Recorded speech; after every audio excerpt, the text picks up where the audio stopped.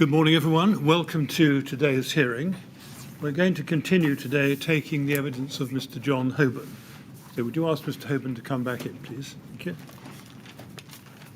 Yes, Mr. Chairman, while Mr. Hoban is resuming Yes. his seat at the witness box, can I just say that we now intend to take most of the day, if not all of the day, with him, and that as a result, John Allen has now been put back to Monday morning. Yes, thank you So very that much. other people not in this room can make necessary arrangements. Yes, thank you. That's very helpful. Thank you very much.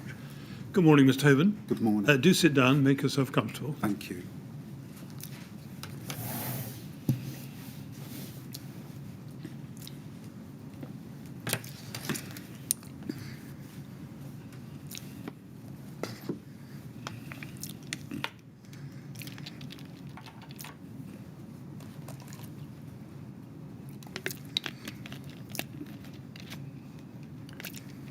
Good Ready? morning. Yes, yes, Mr. Millett. Mr. Chairman, thank you. Good morning, Mr. Hoban. Now, yesterday evening, we left off in the middle of a discussion about the ACM panels, and I want to take you now to some drawings that were provided to you after the full plans application. Can we start with RYD 3024038, please? This is Neil Crawford's email to you of the 18th of November 2014. It responds to yours, telling him that the application decision would be made shortly, and you can see that just below halfway down the page, on page 1 there. And you go on, as we've seen, to give him the detailed views of yours about the B1 and B5 requirements that Paul Hansen had sent to you on the 10th of November, so the previous week. That's the background. And we can see that Neil Crawford asks you in that top email of the 18th of November some questions about the proposed reduction to the window openings.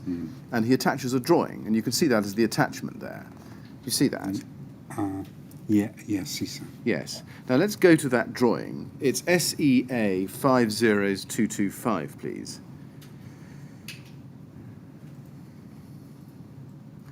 Now, it's dated, as we can see, right at the bottom right-hand corner, the 4th of November 2014. So it's quite a recent drawing, and it's for the proposed west elevation. Yes. And in the top left-hand corner, if we scroll out and then back in again at the top left, please, we can see there's a materials key.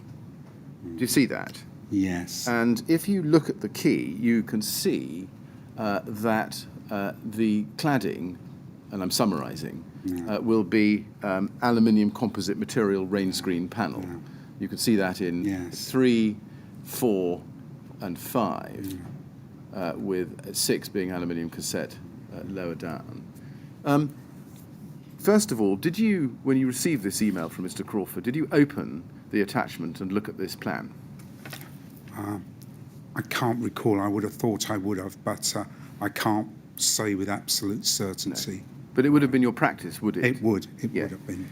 And therefore, you would have noticed that it was different from the south elevation drawing that we looked at yesterday, which formed part of the pack, which had been sent to you by Neil Crawford on the 24th of November 2014. Yes. Yes? Yes. Yes.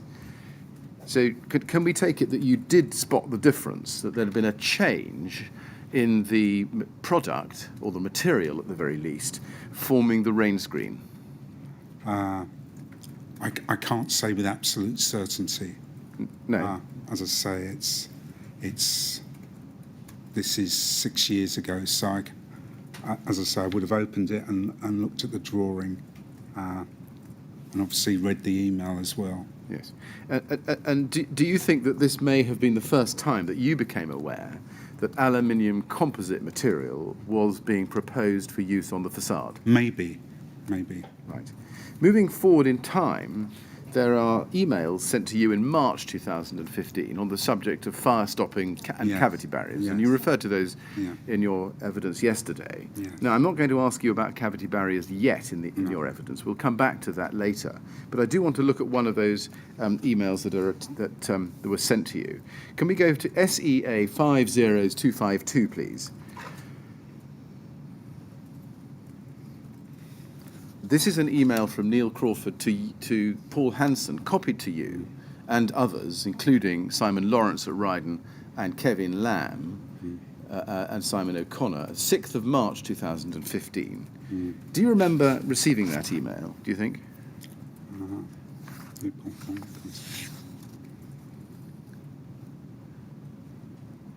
To put it in its context, it follows on or forwards to you as a copy party. Yes. Kevin Lamb's email to Simon Lawrence attaching some drawings.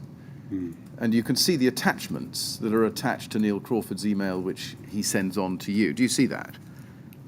Yes. Yes. Do you remember whether you opened the attachments? I can't. Sometimes when they're forwarded on, sometimes we don't. For some unknown reason, the drawings don't come through. But if we look at the text of the email, it's "Hi, Paul. yeah. Following our conversation this afternoon, this reminded me of another issue. Where are we overcladding? What fire rating do we need to allow for within the wall build-up between apartments, see below and attached?" So that was the context and the question that was being raised Yes. with Paul Hanson copied to you. Yes. So it was something on your radar. Can we Yes. at least? Yes, it was. Now, one of the attachments included in that email, and it's just so you know, it's 855 C1059 GA Model 33 100A. So it was one of those in the pack, as you can see. Was the Harley specification, and we can see that if we look at that HAR 403955, please.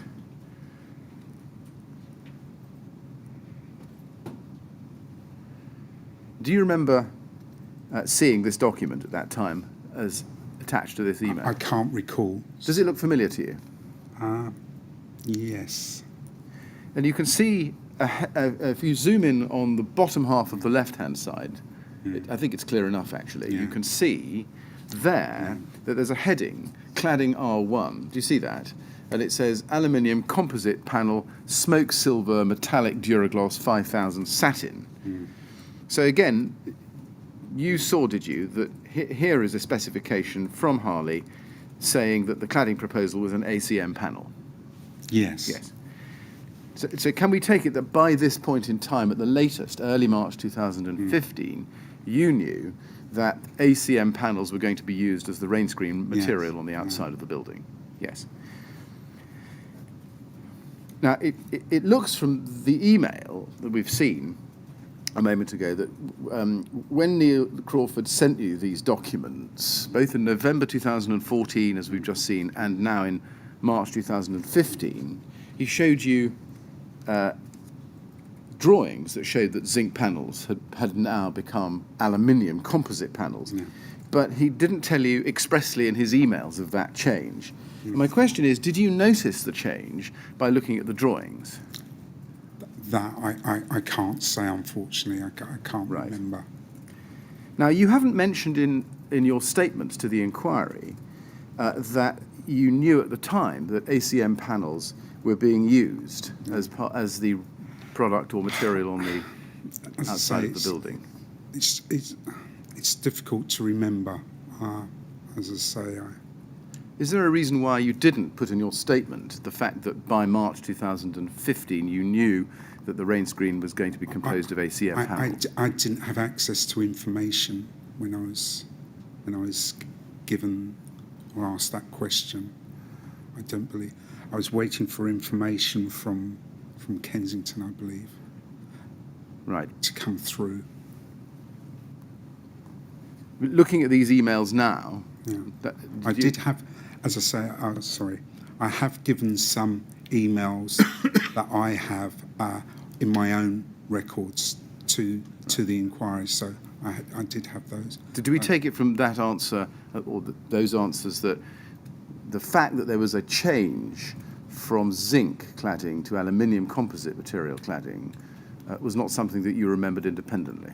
No, at the time. And what documents would you be looking at or need to look at in order to trigger the recollection that you were told? I don't know the answer to that question. As I say, there was obviously this was a very important job, but I had, as I mentioned yesterday, I had a quite a number of jobs. So unless something really particular event that would trigger my mind would I would be able to recall that. As I say, there's particular events that occurred, i.e. certain site visits I can recall because I can remember certain people being at them. But drawings, I look at so many drawings over the process of doing my job. It's sometimes difficult to actually recall actually looking at a particular drawing. Well, let's go back to your first witness statement, please, just to refresh the memory of the reference. It's RBK 33934 at page 6. If we can just look at that. I'd like to go to paragraph 57, where you say, in answer to the question, was the exterior of the building, including the cladding, insulation, fixings, and windows, compliant with relevant building regulations, fire regulations, other legislation, building standards, including testing requirements, guidance, and industry practice? Your evidence was and is, based on the information I had at the time, it was my understanding that it was compliant. And then you say, however, the cladding has now been shown not to be compliant as a result of the cladding that was specified would be used, was not in fact used. Now, we looked at that evidence yesterday, and I want to revisit it in this context. We've now heard from you that you did know, looking at the drawings, that the cladding originally specified, i.e. zinc, was swapped for ACM. Yes. But your statement rather suggests that that wasn't something that you knew at the time.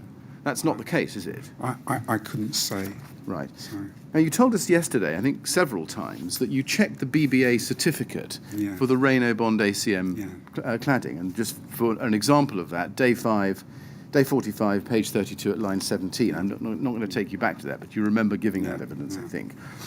Again, Mr. Hoban, why didn't you mention that fact in either of your witness statements to the inquiry?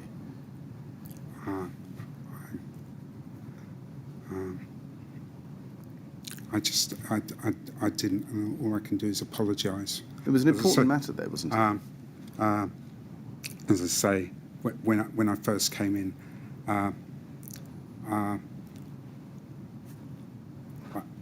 I felt that some of my answers weren't in great detail when I answered my statements. All right, well, let's look at your second statement then. This is RBK 50416. 50416, page 13, please. I'd like to look with you at paragraph 38E. And you're asked the direct question there. What information were you given about the materials for the exterior cladding, including the insulation material on Grenfell Tower? If you were given different information over time, please explain. And your answer there was, other than that outlined in para 37B and D above, I cannot recall. And 37B and D above, you refer to reports on television and given in the press, and evidence given to the inquiry by inquiry experts, and your reference to the understanding of limited combustibility there. Going to 37B to start with, there's a reference, if we could just go back to page 12, we just look at that, the question there says, in para 61, this is your first statement, you state that the cladding installed did not follow... Sorry, just wait for you to go back. Para 38. Sorry, para 37, I'm sorry, para 37. Two-thirds of the way, a third of the way down page 12. In para 63, I'm sorry, I started on the wrong one. In para 63, in answer to a question, who was responsible for any failures in compliance with the regulatory regime, you state that the persons who chose to change the specification without notifying building control using materials that did not comply with prescribed standards. Please explain. And if you look at B, what notification was given to building control about the materials that would be used for the exterior cladding. And then you say, as outlined in the drawings referred to in para 26 above, and in emails that you then refer to, and the drawings mentioned in those emails, and that includes particular emails that you've referred to.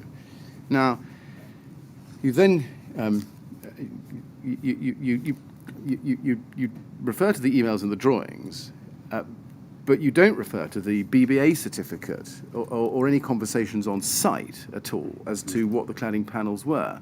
So you're quite specific about the drawings and the emails, but you don't refer to the BBA certificate. My question is, why is that? It's something I never wrote at the time. As I say. But why didn't you think it was important enough to mention it in your witness statement? It didn't come into my memory at the time when I was answering these questions. What's triggered the recollection now, while you're giving evidence, that you did look at the BBA certificate? No, it's something that I've always done, but I just didn't put it in my answers. Yes, I just want to know why that is. Sorry to press, but I would like to know why you didn't think it was important enough to put it in your evidence. I can't answer that question. I really don't. As I say, I should have. As I say, I mentioned before that my answers were brief and not in detail, as much detail.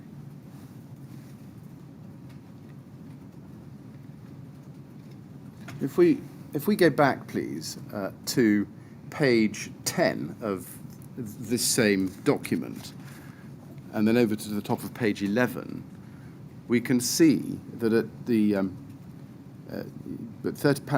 middle of page 10, paragraph 34, you say, in paragraph 57 of your witness statement, you state, on the information I had at the time, it was my understanding that the exterior of the building as refurbished, was compliant.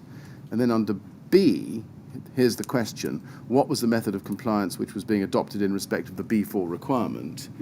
And your answer here was, from the meetings I attended, it was my understanding that the method of compliance that was being adopted in respect of B4 was that shown in approved document B. Now, we went over that yesterday, and we'll come back to it shortly in relation to the insulation. But over the page, I'm sorry, looking at D, I'll show you the question before I show you the answer, to which I want some more explanation. Did you ever request details of the materials which were proposed to be used as part of the exterior re-cladding? If so, and when, and to whom did you make that request? That's the question you're asked. And if we go to the top of page 11, the answer you give is, the details were submitted in the initial submission. I also discussed the material with the Harley's engineer, who had informed me that the cladding system had been fitted to many buildings throughout England and Wales, to buildings of a similar height and construction. Now, we'll come back to what you've said there shortly, but in terms of what's not there, you don't mention the BBA certificate. And my question again is, why is that? I didn't answer the question completely. No, but why not? As I say, that's the answer I gave at the time. All right, well, let's look at the BBA certificate that you now say that you did read at the time. Can you, doing the best you can with your recollection, give us any kind of point in time when you did look at the BBA certificate in relation to the Reynobond PE ACM panels to be used on Grenfell? It would have been when I knew that it was Reynobond being used. I can't give you a time, unfortunately. Right. That would be by latest then early March 2015, when you saw the Harley specification we've just looked at. I couldn't confirm that. Sorry. Right. Well, let's look at the BBA certificate. We'll look at it at BBA 6047, please.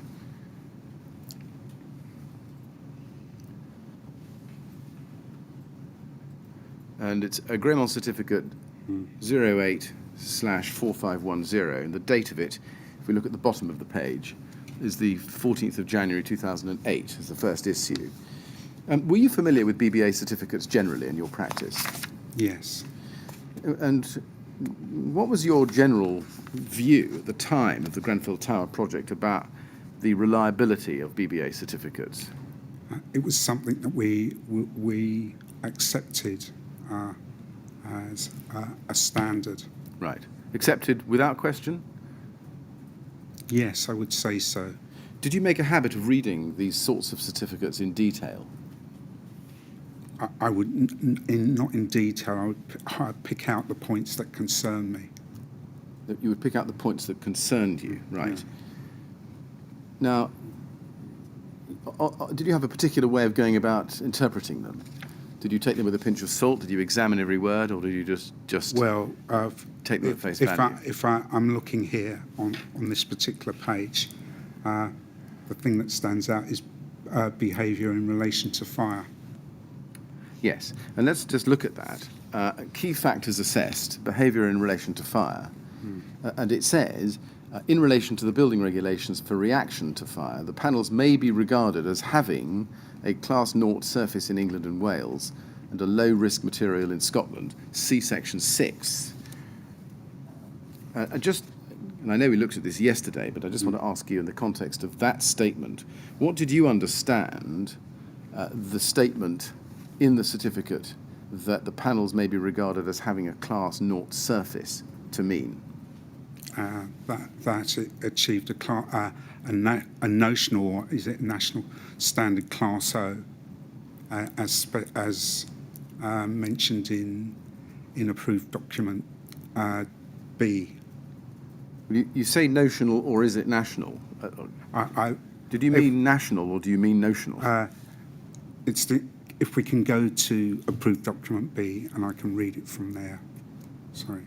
Well, I can't. That's a bit of a tall order for anyone to respond to. Let's see how. Sorry. What did you understand a Class 0 surface to mean? That it achieved the standard as specified in approved document B when it goes to external surface spread of flame. Now let's go to page 3 under the heading General. And you can see there, in the third paragraph, it says, it is important for designers, planners, contractors and or installers to ensure that the installation of the cladding is in accordance with the certificate holder's instructions and the information given in this certificate. Did you read that when you examined this certificate in the context of the Grenfell Tower project? I don't know. If you did read it, what did you understand it to mean, or what would you have understood it to mean? Sorry, could you repeat the question, yes, please? If I did read it. Well, what did you understand, or what would you have understood that statement to mean? Yeah, as per the words in the statement there. Right. So you would have taken them at face value, I think. What steps can you remember you took to check that for this project those instructions had been carried out? I don't think I had taken any steps. I would have, as I say, first page perhaps. It said Class O, and maybe I didn't read the other pages. Well, I was going to ask you, my next question, when you did look at this certificate, did you only look at the first page, or did you look into it? Maybe I just looked at the first page. But the first page under fire, which is something that you were particularly concerned with as a building control officer, told you to examine Section 6. No. Did you? I can't say. Well, let's see. We'll come to it in a minute. But a little bit below this statement, under the technical specification, there's a description. Do you see that? And it says that the certificate also provides some details about what the panels comprise. And it says that they comprise, just reading off the first line, 2 0.5 millimetre thick aluminium alloy sheets, and they're specified, bonded to either side of a core of low-density polyethylene, LDPE. The panels are available either plain-edged, riveted system, or flanged, cassette system to suit architectural requirements. See Figure 1. Just pausing there, you can see if you cast your eye down the page towards the bottom of page 3 that there is Figure 1, which says Rainer-Bond architecture panels and typical fixing systems. And on the left-hand side, there's riveted system, and the right-hand side, cassette system. Then if we go back to paragraph 1.1, under description, Mr. Hoban, together, it says, a Duragloss or PVDF coating available in various colours protects the exposed face. A polyester primer protects the unexposed face. The products are also available in a fire-retardant grey, FR. Do you see that? Yes. Now, at the time of the Grenfell Tower refurbishment, did you appreciate that these panels were available with a polyethylene core and also with a fire-retardant core? I couldn't say, sorry. I don't believe I would have considered that at the time, or I may have considered it at the time, but I just can't recall. So if you'd read this certificate at all carefully, you would have understood that there were two different Yeah. products, one with a PE core and one with an FR core. Yeah. What can you recall about knowing that? I can't recall, Right. sorry. Standing back from this document for a moment, did you understand that there was a difference between a PE cored ACM panel and an FR cored ACM panel? Sorry, could you explain the question in another way, Yes, please? certainly. Ignoring this document for a moment, at the time of the Grenfell Tower project, did you understand that when ACM panels came with a PE core, they were different from those which would come with an FR core? If I'd known, yes, but as I say, I can't recall. Did you have any understanding of what polyethylene was? No, No?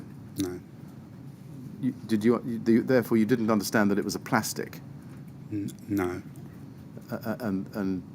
Does that tell us that you knew nothing of the fire performance of the polyethylene core of these ACM panels At being time. proposed for the building? No.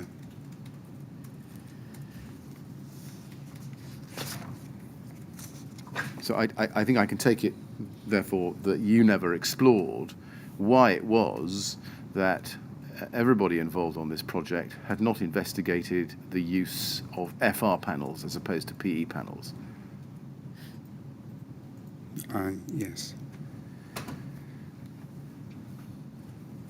Now, going back to this question about face-fixed and cassette systems, as we can see in Figure 1, when you read this certificate, did you have any thoughts about whether the certificate applied to panels regardless of whether they were in a face-fixed system or a cassette system?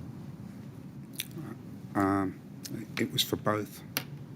You say it was for both, and we can read that off the page. But my question is, did you have any thoughts at the time? Did it go through your mind, well, I wonder if this applies to both systems? It's not something that comes to mind. Right.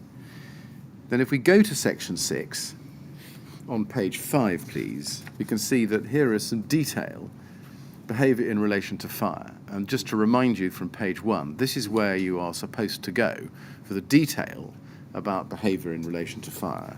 That's where you're directed. Let's look at paragraph 6.1 together.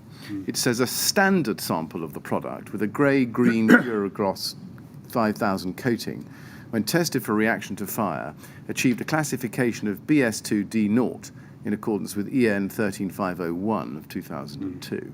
A fire retardant sample of the product with a gold-coloured Duragloss finish, when tested for reaction to fire, achieved a classification BS1D0 in accordance with EN 13501 of 2002. Do you recall reading that? I can't recall. You can't recall one way or the other, or you have no recollection of ever being told anything? I don't want to mislead you in any way, and I'd only be guessing, as I say, it's... Right. Did it ever occur to you that the finish of this document, of this product, based on this document, that the finish of the product would have made a difference to its fire classification?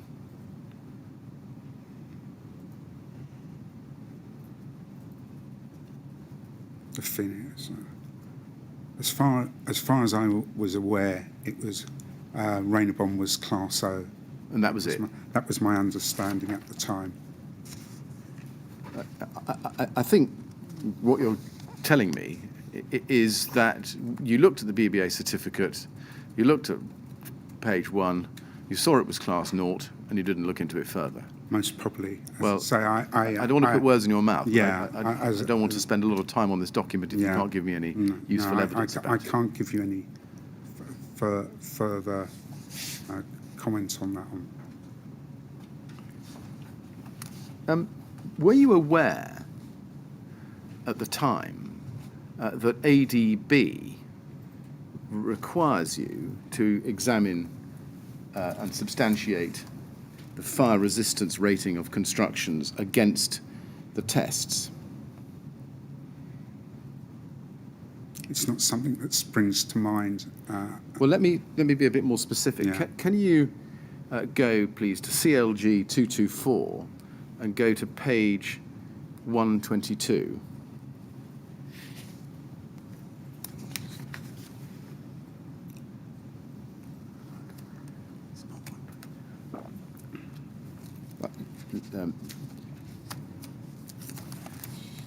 That's Class 0, or rather, that is the provision. It seems to have gone. Yes, 13. This says the highest national product performance classification for lining materials is Class 0. This is achieved if a material or the surface of a composite product is either composed throughout of materials of limited combustibility or a Class 1 material which has a fire propagation index I of not more than 12 and a subindex little i 1 of not more than 6. Note, Class 0 is not a classification identified in any British standard test. Were you familiar with that provision at the time? It would be something that I would have read when we had the original talks about the new approved document when it came out. It's not something that would have come to mind. Was this statement in original documents as well? We didn't have ongoing tutorials or refresher courses on Part B. Right. Just coming back to the certificate then and what you're supposed to do with it, can I just take you then to page 119 of this version of Approved Document B? And I'd like you to look at Appendix A, Performance of Materials, Products and Structures, and let's look at Note 2 in the right-hand column, just near the top there. Can you see Note 2? Yes. And it says, any test evidence used to substantiate the fire resistance rating of a construction should be carefully checked to ensure that it demonstrates compliance that is adequate and applicable to the intended use. Small differences in detail, such as fixing method, joints, dimensions, and the introduction of insulation materials, may significantly affect the rating. My question is, were you aware of that note in this guidance at the time of your involvement on the Grenfell Tower project? It's not something I considered at the time, I don't believe. You may not have considered it at the time, but were you aware of it at the time?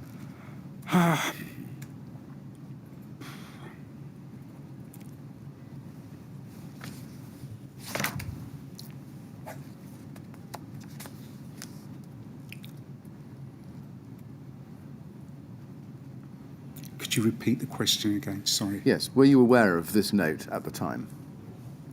As I say,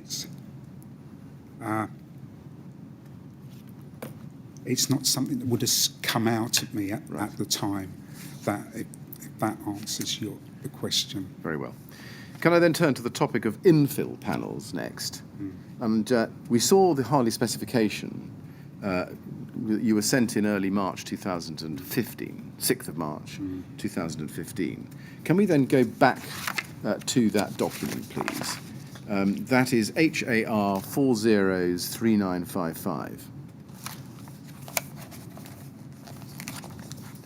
And I'd like to look on the left-hand side of that document, please, at glazing P1 and P2. Do you see that?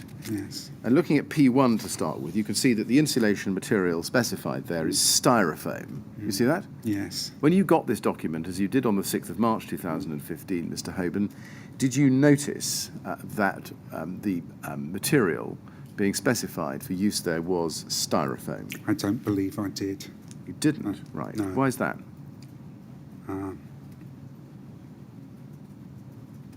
Maybe I must have not read the drawing properly at the time. Likewise with the Kingspan. Right. How can you account for not reading the drawing properly at the time when you were sent it by Mr. Crawford on the 6th of March? Why didn't it just didn't focus when I was looking through the information. Was this the first time you'd actually seen, written down in black and white, the specification of the materials and products to be used in the cladding system? I can't recall.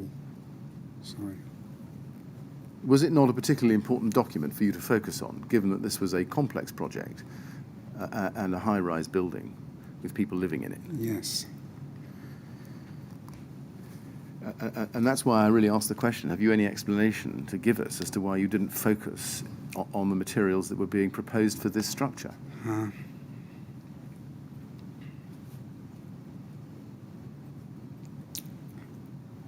The only answer I could give is that it was my understanding that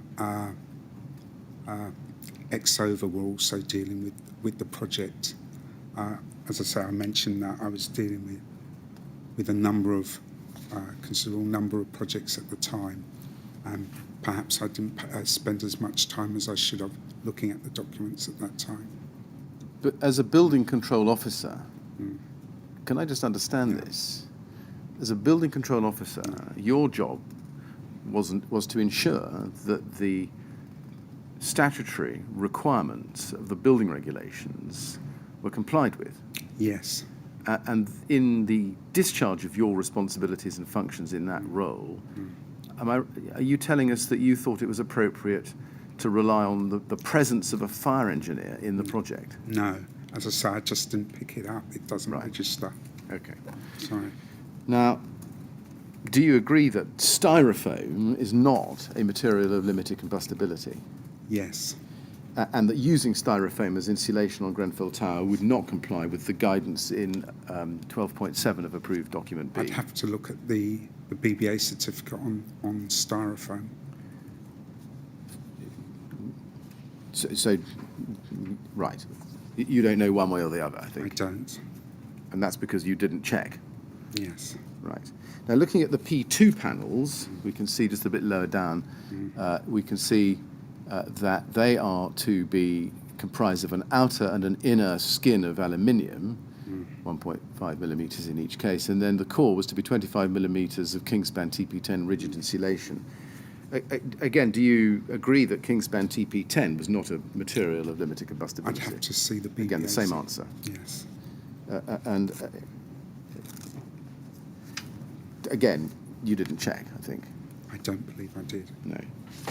And therefore it would follow that you never queried the use of these materials, even though the specification was sent to you with either Studio E or Ryden or, for what it was worth, Harley. Yes. Correct. Right. Do you accept now that you should have done? Yes. Yes. Can we then turn to insulation? Now, we've seen, Mr. Hoban, and you may have picked this up from watching the inquiry up to date, but looking at other documents with witnesses, that the drawings and the information submitted to you don't mention that Celetex RS 5000 insulation was to be used in the cladding system. Now, you have said, though, in your statement, your first and second statements, both of them actually, that you looked up details of the Celetex insulation on the manufacturer's website. Let me just go specifically to where you say that. Can we go to RBK 50416, please? At page 16. And I want to look at paragraph 43.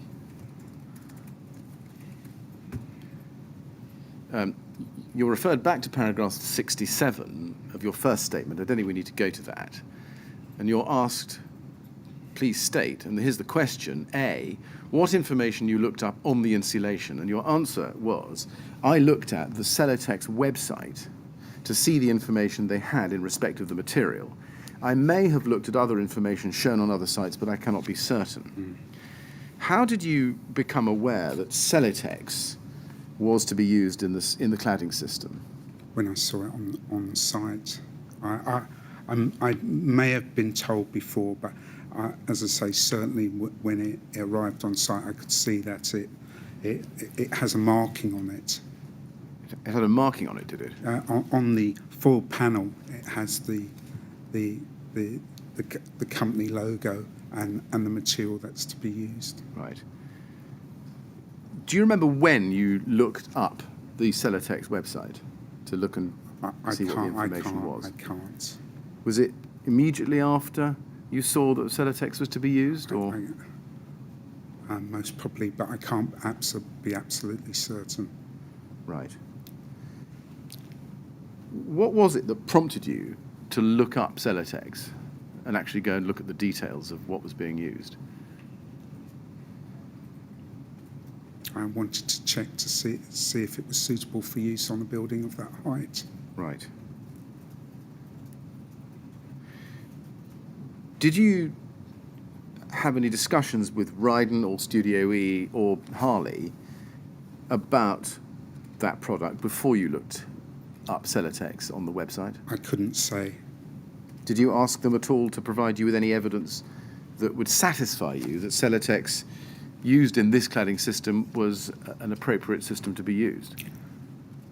I remember asking for details of the work. As I say, I mentioned about the calculations, but I can't specifically remember. Can I ask you why you didn't ask them for clear information in terms which would support their application for building control approval? I was asking them for information, and they would say, yes, we'll get that to you. And it was difficult getting information from them. I wish I'd had been more formal, but I was trying to work with them. Well, yes. Why did you never say to them, look, I need clear information and data so that you can prove to me that this insulation can be used on this building? So, dealing with the consultants on the previous project, I had a good working relationship with them, and I felt confident that they knew what they were doing. Do you agree with me, and I think you did yesterday, that your role as a building control officer required you to investigate and rigorously test what you were being told, regardless of the relationship? Yes. When you looked at the Celetex website to see the information they had in respect of the material, as you say here at paragraph 43A on page 16 of your second statement, what product did you look up, do you remember? I can't recall. Did you have the NBS specification in your hand or in your memory even when you decided to look up Celetex? I'm sorry, I cannot recall. If all you had to go on was what you saw on site, how did you know what it was to look up? And it would say the product. I see. So you had a mental picture of what the product was, did you? Well, no. We noted the particular brand of product. I see. Where would you have noted that? In my notebook. Right.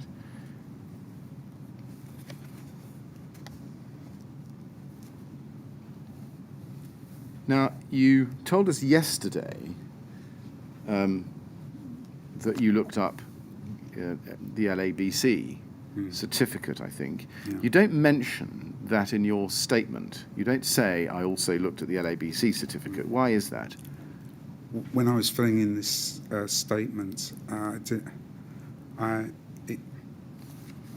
I just, it's not something that came to mind at the time. As I say, it's not in detail, Right.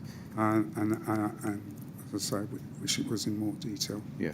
I mean, to be fair to you, I just wonder whether when you went to the Celetex website you saw the LABC certificate, or did you go to a separate LABC website to look for the Celetex entry? I cannot give you a firm answer on that. Right. You say in the statement here that I looked at the Celetex website. Yeah. Let's see if we can prompt a recollection of what document was on it. And we'll start with the LABC certificate because that's what you told us yesterday. And just for our purposes, that's day 45, page 39, lines 14 to 15. This is CEL 6010, first of all. And this is the LABC, I'll just wait for it to come up, CEL 6010.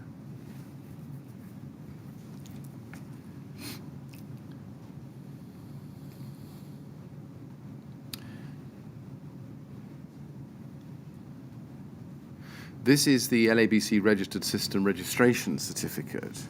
And the date you can see from the bottom left-hand corner is the 21st of August 2014. And the registered detail is RS5000 PIR Insulation Board Rain Screen Application. And there's a little asterisk next to it. And if you look down the page, the asterisk says, with limitation.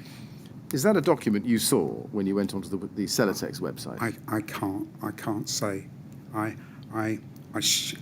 I showed you, pardon me, another document that I had in my possession. I don't know whether it's been passed to you. Well, I just want to see what in the record we have that triggers a recollection. As I and say, we'll come back to that in due course. Does this trigger a recollection? it doesn't. It doesn't. Well, let's try a different document. Can we then go to CEL 709?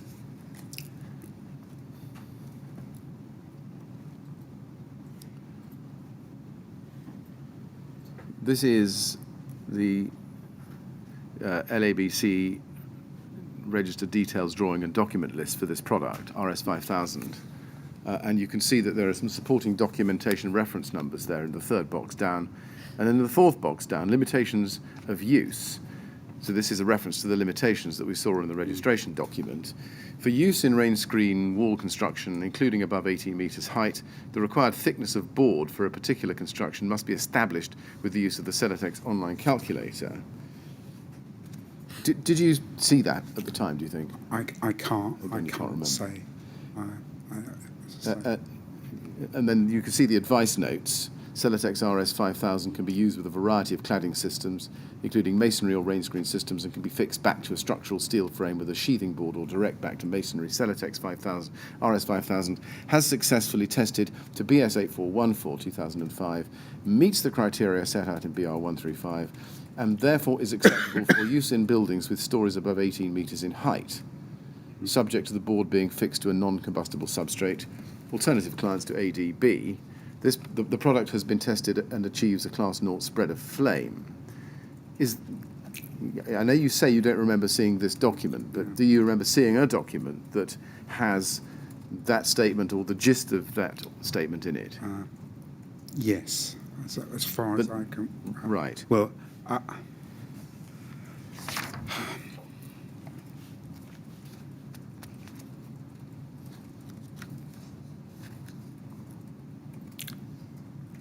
sorry, it's so difficult to remember. As I say, it's a moment in time that was dealing with 120 jobs. As I say, looking at a particular page of something on a particular day to another document on a particular day, it it's difficult to remember something 6 years back, and that's the only answer I can give. Did you have a system of recording formally so that everyone in the department could see on this project what materials were being used? We didn't have a system in the office. Did you note in your own records what materials were being used and what? I believe so. You do. Just looking at this statement, and I appreciate that you don't remember seeing this document. Did you realise that the only basis on which RS 5000 could be used on buildings taller than 18 metres was because it had passed an 8414 test as the alternative route to compliance with ADB, and not because it was a material of limited combustibility? I know it was a material of limited combustibility. My understanding was it was suitable for use on buildings over 18 metres, provided it was attached to, it's a masonry and concrete's similar material. Just before we leave this document, I just want to ask you whether you had any understanding of the statement or a statement which says the product has been tested and achieves a Class 0 spread of flame. What would be the relevance of the fact that the insulation had achieved a Class 0 surface spread of flame?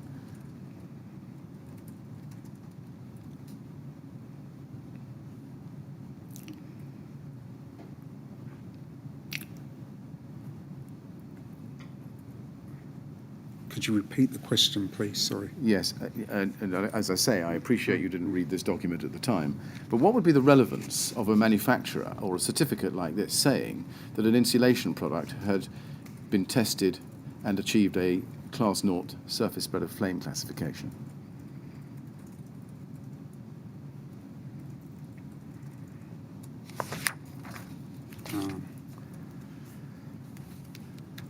If that was a standard you needed to achieve. What, for an insulation product? No, if they were using it, if that's the only reason that they wanted to use it. Sorry, what was the reason? If they wanted to use that insulation material as a finish on a wall, for example. Had you ever come across insulation material like this being used as a finish on a wall? No. No. So have you any explanation to give us as to why a manufacturer would be, or a certifier like Labc would be saying that an insulation product had a surface class 0 spread of flame classification? They did many tests when they were most probably testing the material. Right. Let's try a different document then, which is a Celetex document. When you went on the Celetex website, have you any recollection of what, even visually, the documents looked like? What colours they had?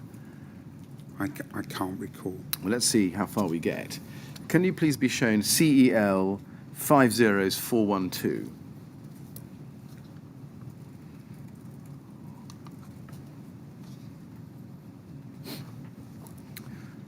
Now, just visually looking at this, it's quite a striking looking document because of the colours that Celetex have elected to use. Does this document, just on the face of it, on the look of the thing, trigger a recollection? It doesn't. It doesn't, right. Well, again, I'm going to have to see how far we go with this.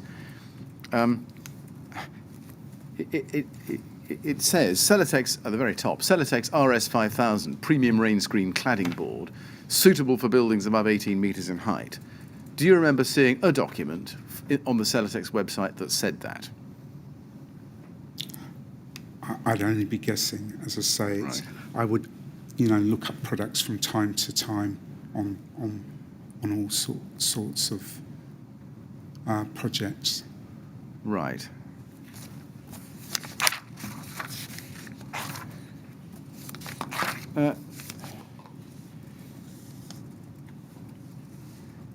You see, you say in your statement that you looked at the Celetex website to see the information that they had in respect of the material. I mean, just going back to that, do you remember when you came away from that exercise being satisfied that that RS5000, which was the product you were Yeah. looking up, was suitable for use on a building above 18 metres? Yes, yes. So you must have seen something on the website that told you that. Yes, yes. Right. This is the data sheet that Celetex put out in respect of RS5000 when it was launched in the August of 2014.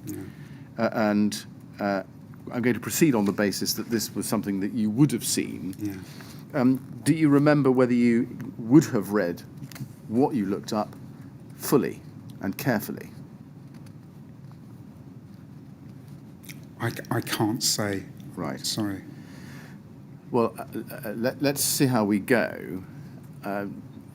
Again, the first paragraph in the last 3 lines says that RS5000 is the first PIR insulation board to meet the performance criteria in BR135 for insulated rain screen cladding systems and therefore is acceptable for use in buildings above 18 metres in height. Now, just pausing there, was that an impression, was that statement a statement of something which formed an impression in your mind when you looked at the Celetex website?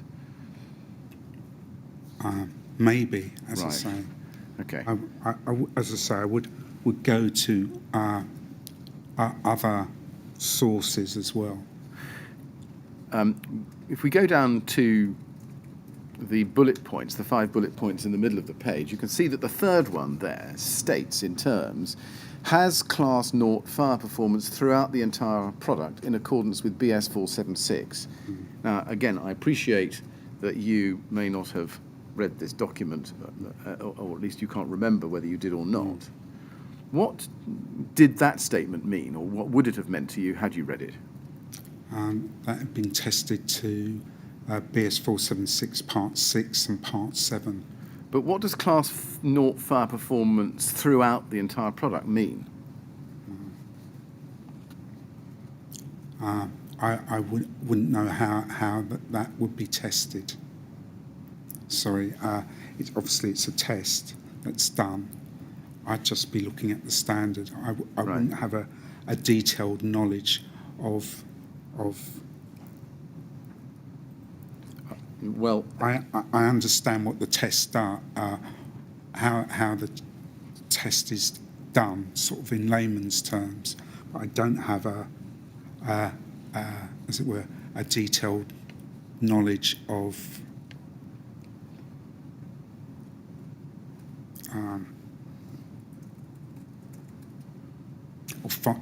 for example, fire engineering.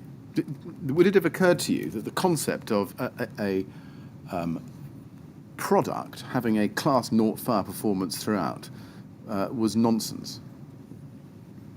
It's not something that would have come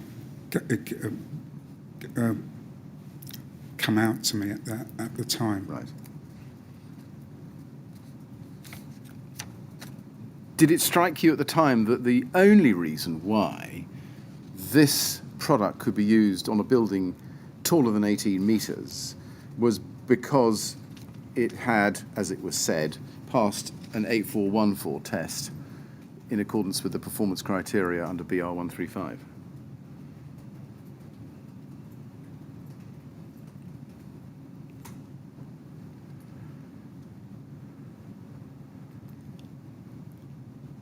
I couldn't say as I say with the document that I have in my possession says that it's suitable for use on buildings over 18 metres, provided it's fixed to masonry on non-combustible backing. Did you know at the time what a BS 8414 test was? No, You didn't? no.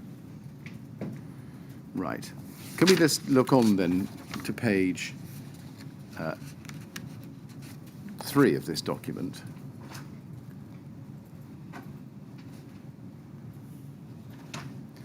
Under certification, and I'll just take you through it, it says Celetex RS5000, and again, I should just point out, in fairness to you, this is underneath a big pink banner that says suitable for buildings above 18 metres in height. So to be fair to you, that's there as well. But it goes on to say, under the certification, Celetex RS 5000 is a premium performance solution and is the first PIR board to successfully meet the performance criteria set out in BR 135 for range screen cladding systems. And then it gives you the elements of the system tested. And you can see that there. And it includes 12mm fibre cement panels and then other things as well, including a 12mm non-combustible sheathing board and plasterboard. And then underneath that it says this, in bold: the fire performance and classification report issued only relates to the components detailed above. Any changes to the components listed will need to be considered by the building designer. Were you aware of that qualification in this data sheet or in any materials that you saw when you went onto the Celetex website? That I can't recall. Looking at it now, it's clear, isn't it, It that is. the only basis on which RS 5000 could ever be used in a building taller than 18 metres is if it was used in exactly the same rain screen cladding system as that which had, it is said, passed the 8414 test. Do you agree with that? I do. But it's not something you spotted at the time. No. If you look at the LABC documents that I have, it doesn't clearly state that. Right. So just to summarise where we've got to, I think, by early March you know that there are ACM panels going on the building. Yeah. And at some stage you discover that there's RS 5000 going on the building. Yes. You look up RS 5000 on the Celetex website, but you don't get any further than seeing that it's suitable for buildings above 18 metres. Yes. And you don't examine why precisely that was so. No. Correct. Right. Would you accept that that was a serious failing on your part?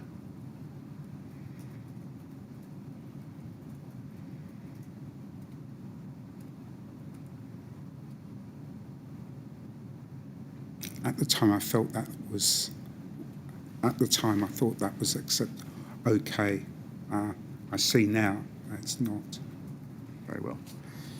Can I take you then to a document a little bit earlier in time at RBK 3059350. This is an email from Paul Hanson to John Allen on the 31st of December 2013, which, as we saw yesterday, is exactly the same day that you first get involved in the project, or at least tell Studio E that you're now involved in the project. Now, you're not copied in on this. So, to be fair to you, I'm not suggesting that you saw this email at the time, but I just want to ask you about it and its contents. You can see that Paul Hanson sends John Allen a document, and the attachment is BSI, don't be a flaming liability. And it says, "Hi John, Re-Fired Doors claims I've attached an old BSI document which goes through some of the misleading claims manufacturers sometimes make. Although it is pre-EN standards, it is still relevant. Please circulate if you feel it is useful to surveyors." Now, let me just show you the document. RBK 3059351, please.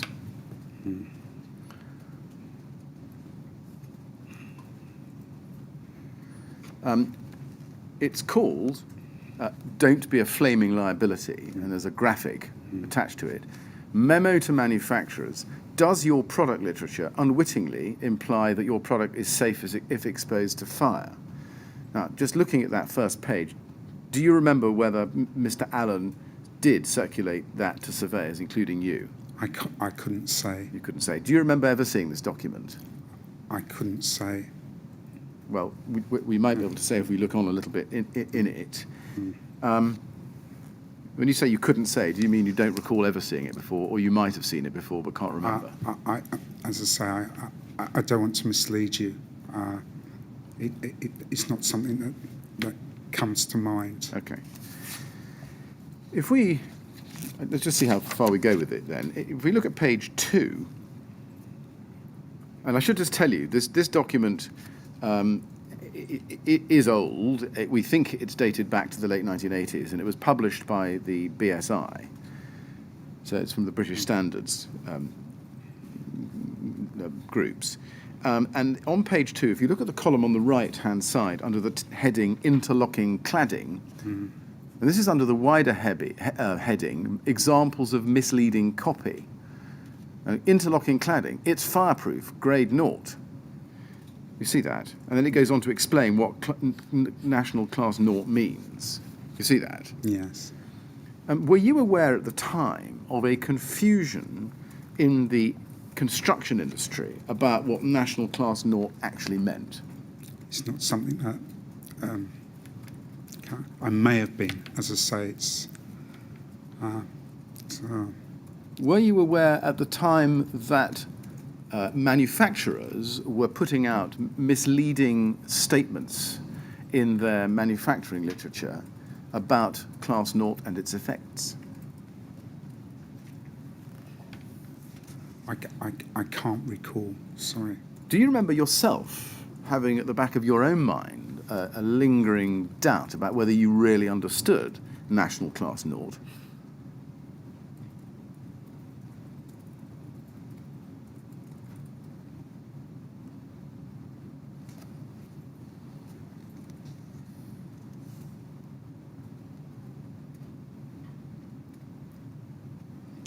So,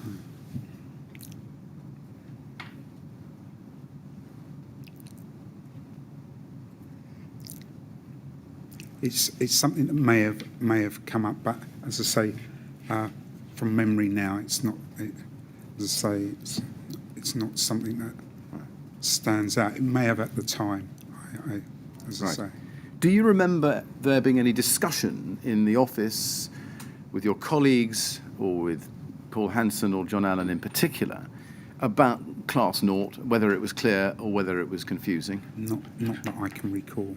Do you remember any discussion in the office or in the wider industry about whether manufacturers were putting out misleading copy in relation to Class 0 that needed to be scrutinised carefully by those buying their products? Again, it's not something I can recall at the time, or can recall now. Right. Do you know what prompted Paul Hanson to send John Allen this document for circulation among No. building control officers such as you? No. No.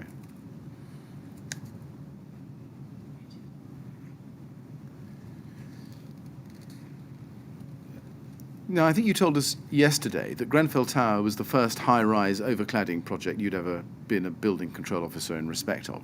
Yes. Yeah. Was this the first time you'd ever thought about Class 0? No. What other projects or contexts had led you to examine Class 0 as a standard which had to be complied with in order to be able to pass compliance under the building regulations? Generally extensions, new buildings, just generally where they were doing external works, roof works, as I say, new buildings. Right. So you were familiar with Class 0, is this right? Even though not in the context of buildings in excess of 18 metres? Yes. So you were still, I think, new to the idea of Class 0 in the context of a building over 18 metres. Yes. So this was the first time you'd ever had to think about Section 12.6 and Diagram 40 of Approved Document B. Is that right? No, as I say, when dealing with, as I say, either new buildings, as regards space distances, what materials they were allowed to use on the surfaces in relation to boundaries. Right. Is that Section 9.20 of ADB? Can I have a look, please? Well, doesn't trigger a recollection. We don't need to go to it. No. Can we then go, please, to INQ 30144085?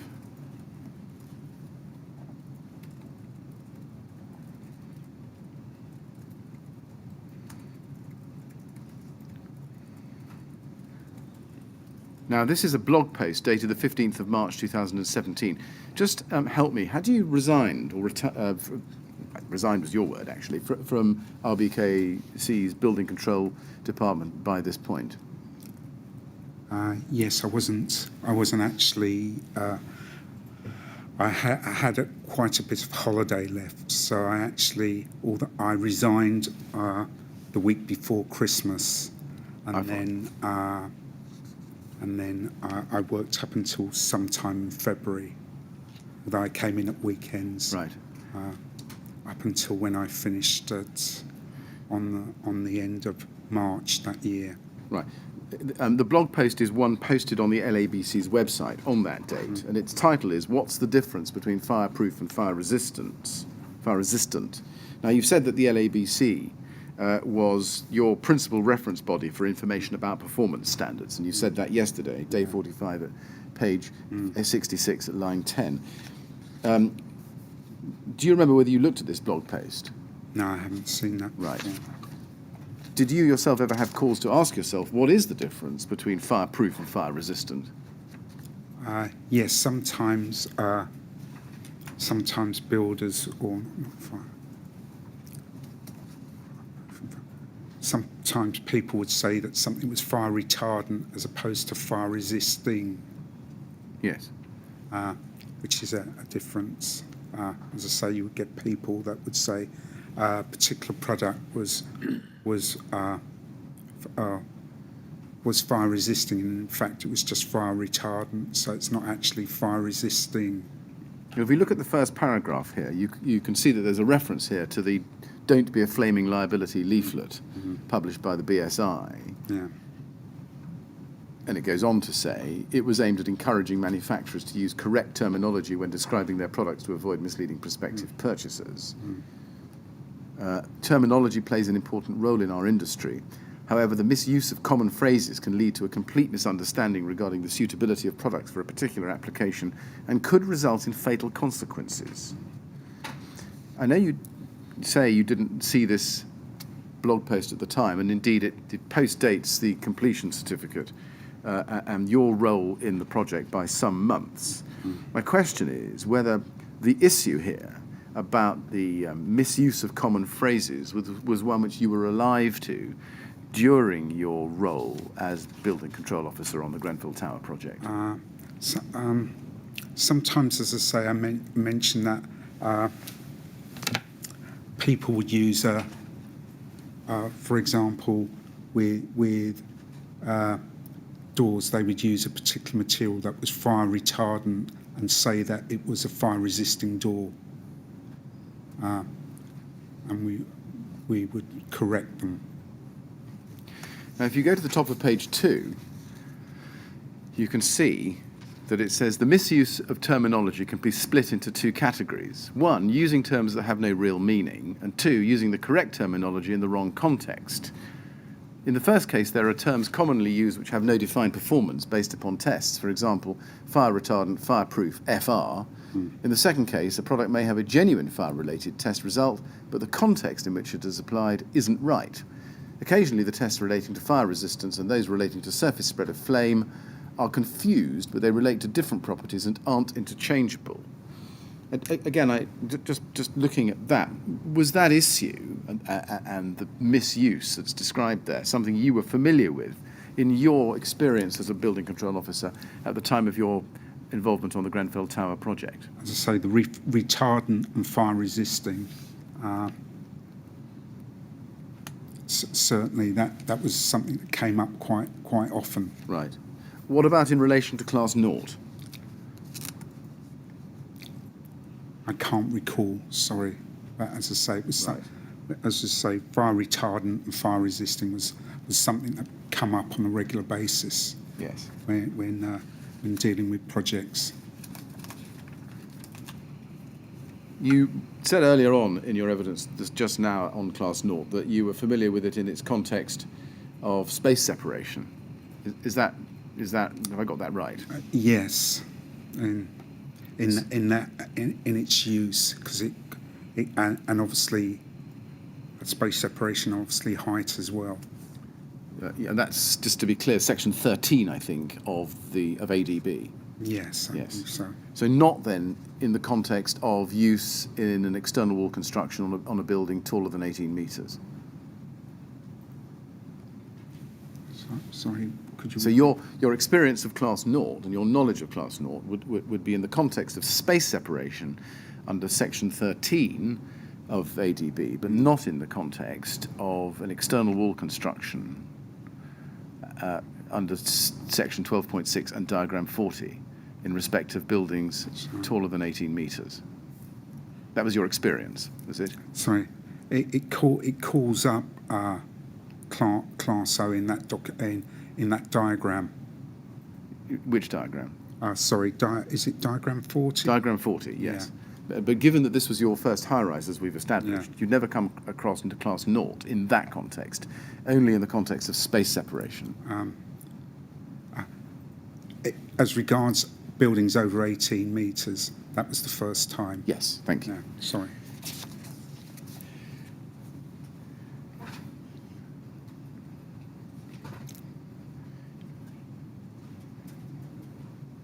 And then if you go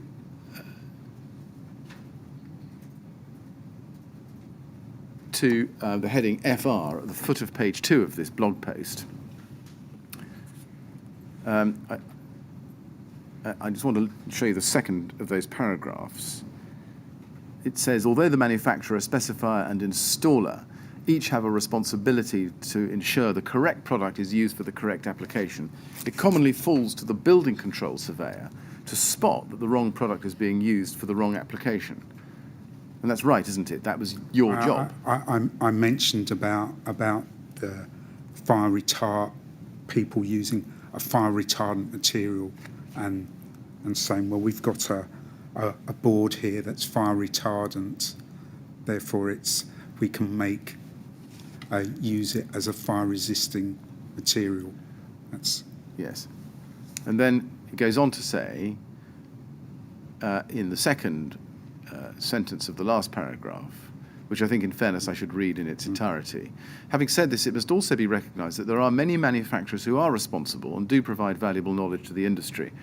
The key to considering any claim of product performance is to match the stated claim with the test standard quoted.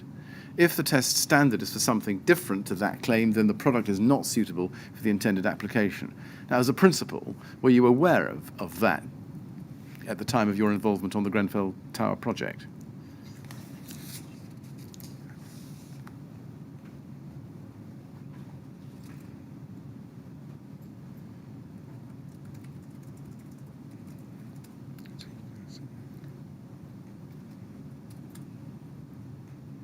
I think you need to look at the top of...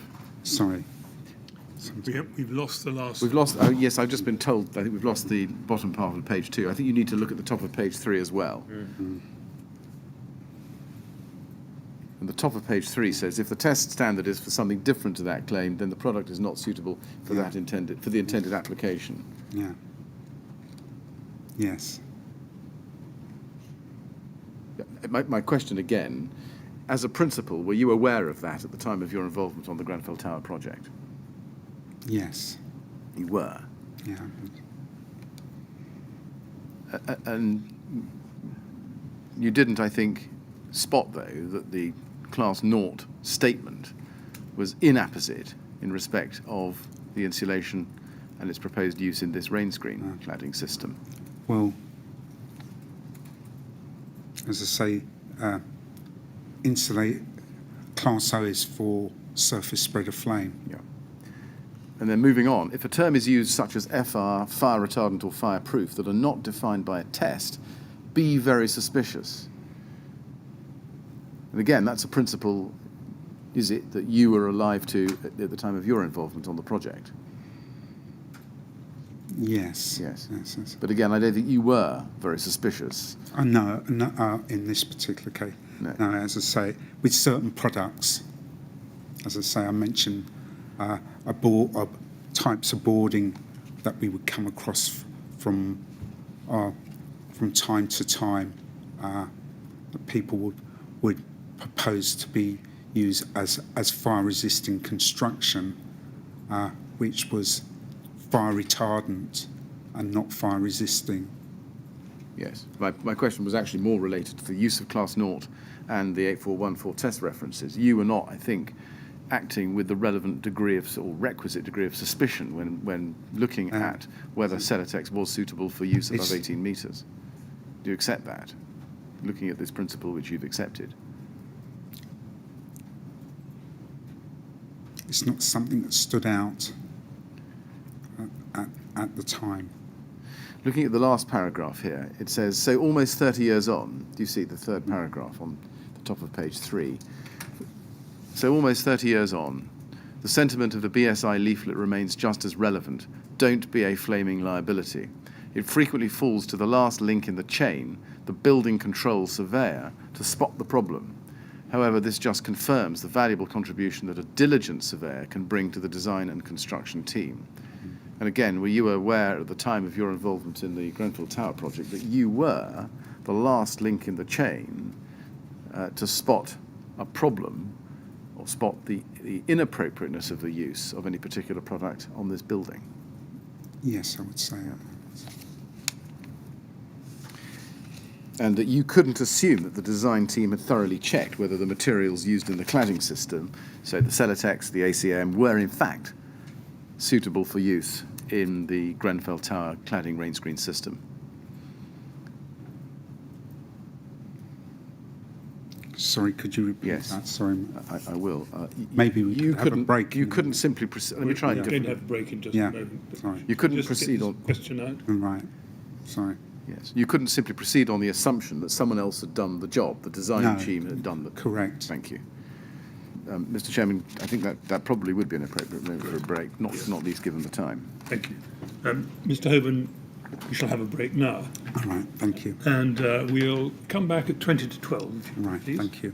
And again, don't talk to anyone about your evidence while you're out of the room. Thank you.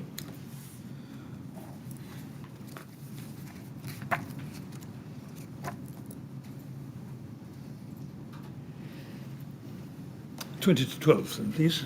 Thank you.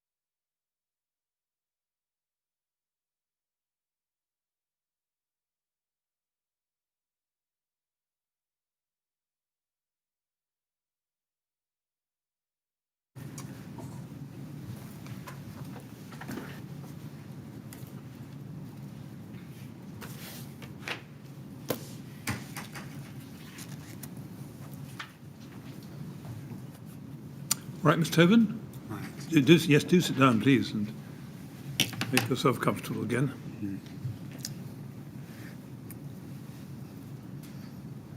Good. All right to carry on? Yes, thank you. Thank you. Yes, Mr. Millett. Thank you, Mr. Chairman. Mr. Hoban, you've referred to conversations that took place on site about the compliance of the cladding system and your evidence. Can I go to your second statement, please, at page 10? And I'd like to look with you, please, at paragraph 34. And the question that's being asked here is, in paragraph 57 of your witness statement, that's your first witness statement, you state, on the information that I had at the time, it was my understanding that the exterior of the building as refurbished, was compliant. And I just want to examine your answers a little bit more closely than we have so far. At point A, paragraph A, the question is, what submissions, drawings, documents led you to believe that the proposed design was compliant? And you say, all of the material submitted to me at the relevant time and discussions on the topic led me to form this view. And no concerns were raised by any of the fire experts / consultants, and no application was made to indicate that they were not using material of Class 0 standard as per para 12.6 of section B4 of approved document B and including diagram 40. Just to be clear, the applicant was who? The applicant would be who was stated on the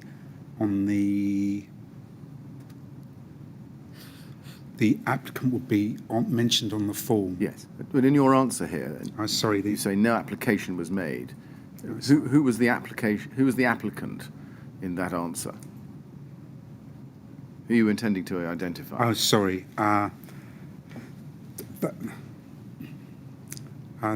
would have come from the architect that they were not using or complying with the building regulations. They Right. would have set out. We're not following the guidance in such and such, and here's our submission. Were you relying on the architect then to tell you if they were proposing something that wasn't compliant with the building regulations? Well, I was doing my checks, but I would expect them to do their checks as well. Yes, but the answer you're giving to the question, which is Sorry. what led you to believe that the proposed design was compliant, No, was sorry. that no application was made Sorry, to indicate as I say, that the that's materials were not of Class 0. My question is, were you relying on the architect as the applicant to tell you if they were proposing something that was not compliant? No. Right.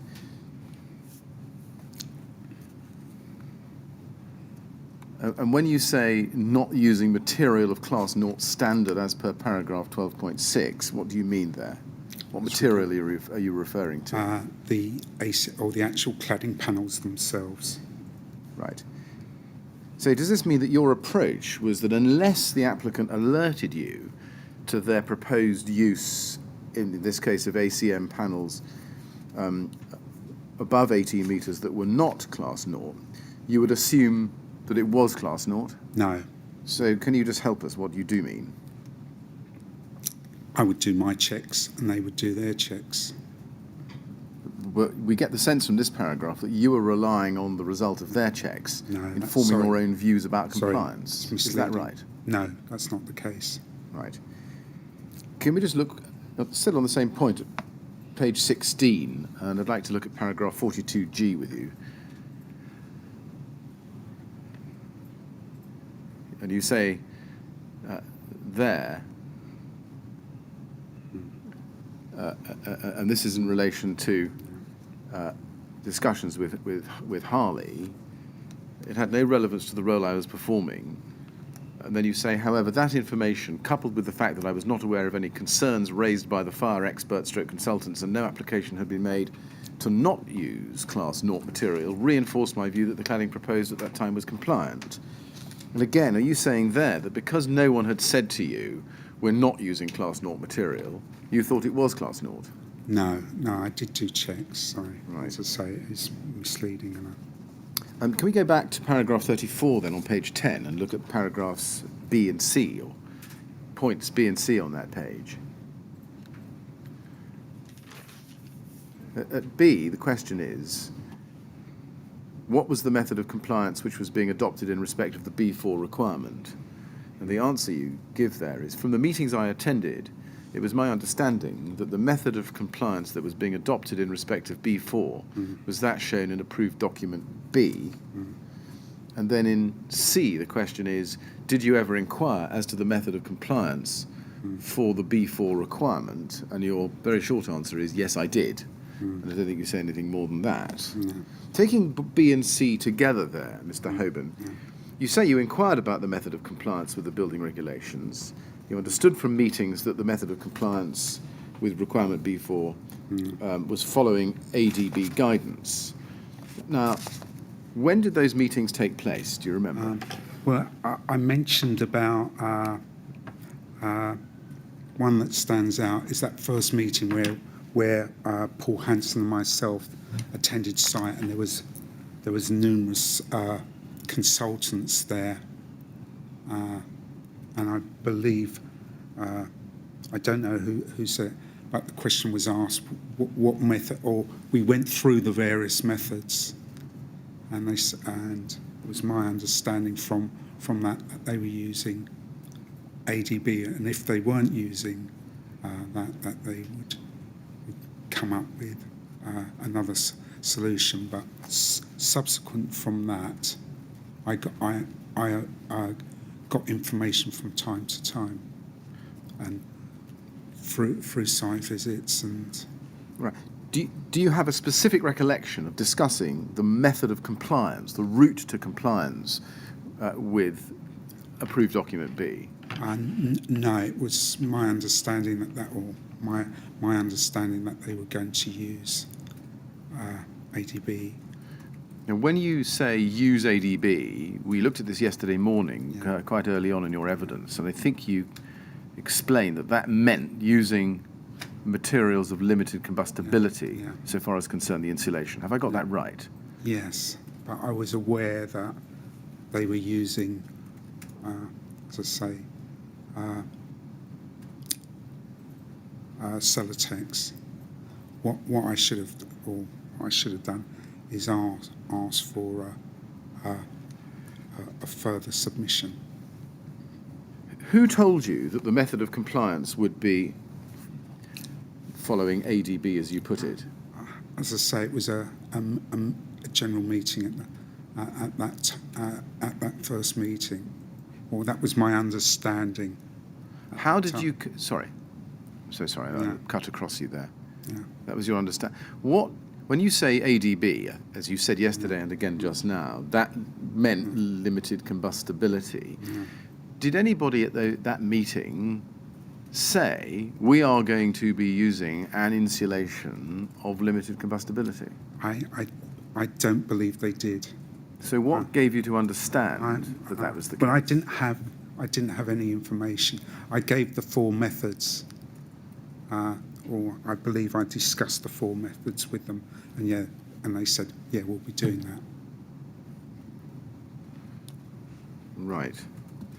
I think in your police statement, you say that you actually went through, at some stage, the 4 methods of... at that meeting, I believe.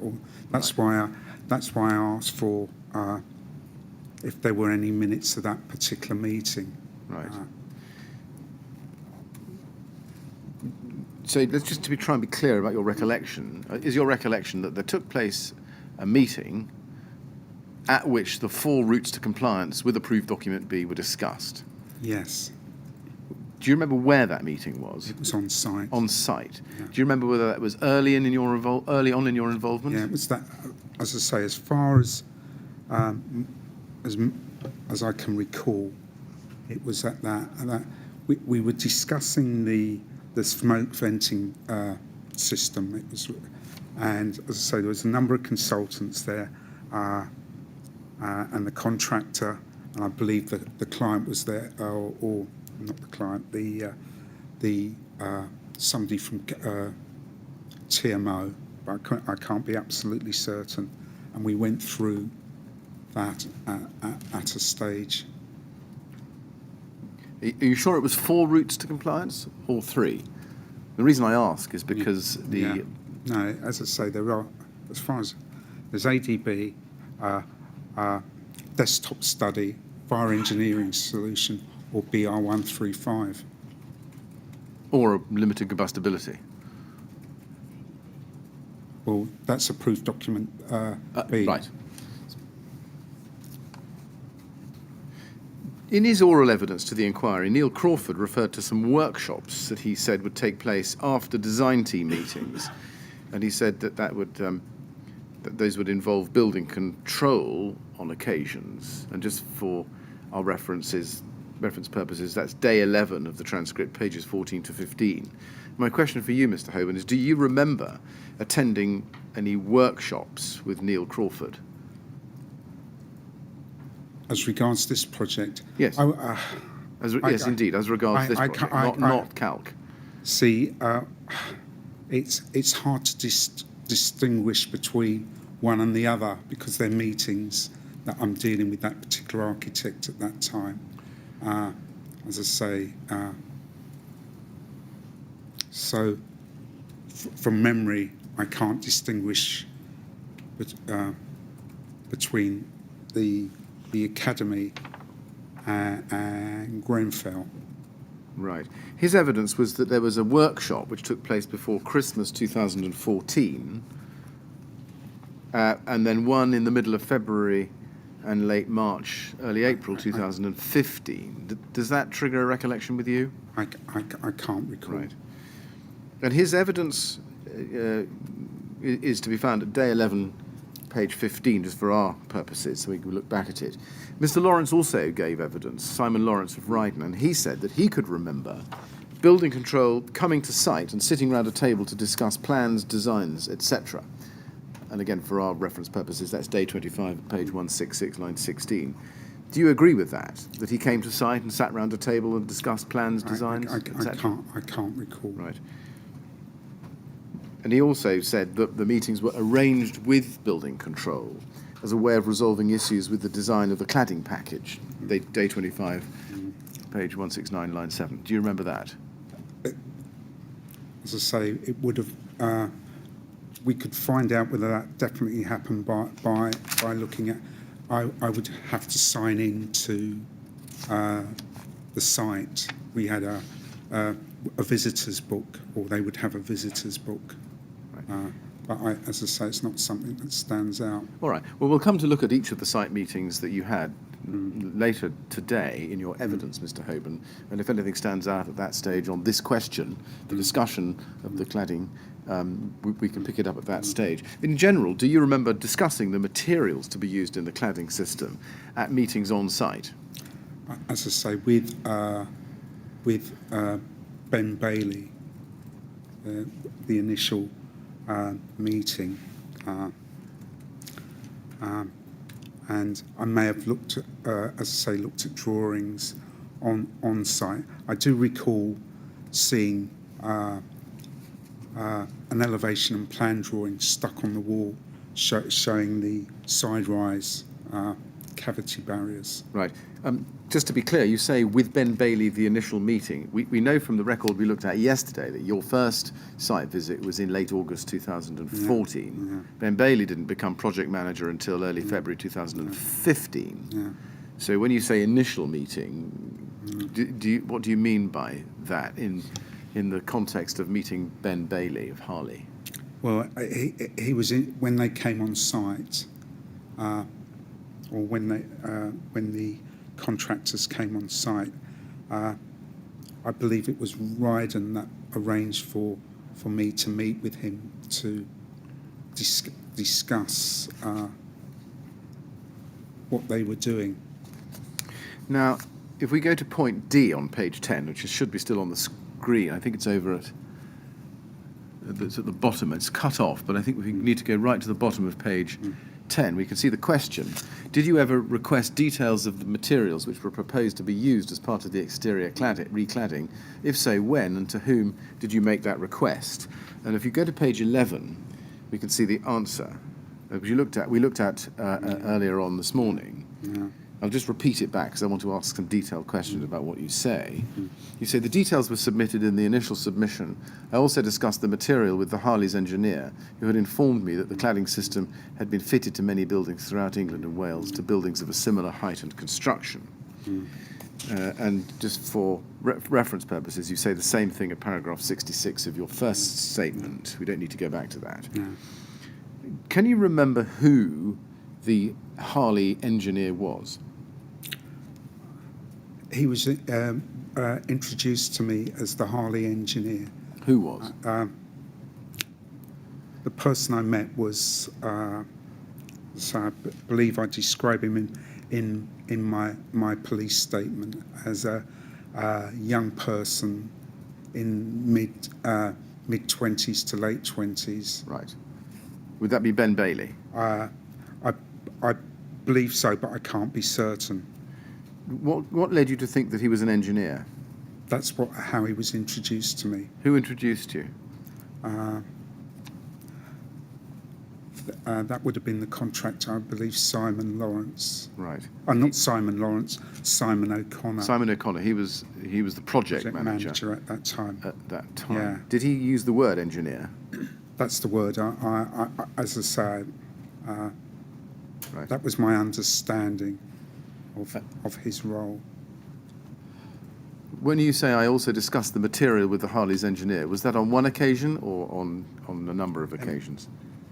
Well, I know I definitely did then.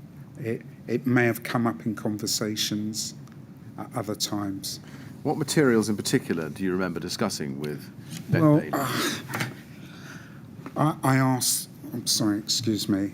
I asked if this system had been used before on buildings of similar heights, high-rise buildings, and I was told that the system had been used elsewhere. You say, I asked if the system had been used before. What system were you asking about? The cladding system. Yeah, were you asking about ACM with Celetex, or were you asking Yes, about... yes, You were? yes. Right. Well, that's the understanding I have of the system. Right. Can we go to your first statement, please, at page 7?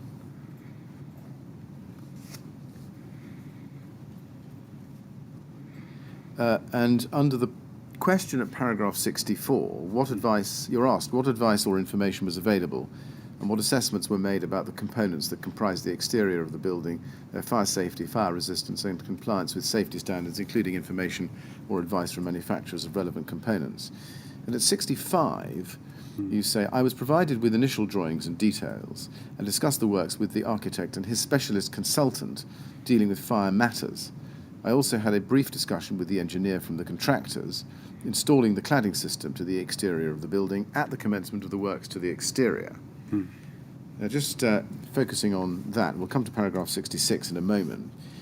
Was that brief discussion that you refer to, and indeed the discussion with the architect, was that in or around September 2014? I couldn't say. Sorry. Right. When you say that I had a brief discussion with the engineer from the contractors, again, who was that? That was the person that I was referring to in what I said previously. Right, so the young person. Yeah. Right. And then if you look at paragraph 66 of your first witness statement, you say that that during that discussion I recall that I was advised by the engineer that tests had been carried out to the metal framework supporting the cladding. Yeah. I also recall that I was advised that the system had been fitted to many buildings throughout England and Wales, to buildings of a similar height and construction. Did this engineer, give you any more detail about the tests that were carried out?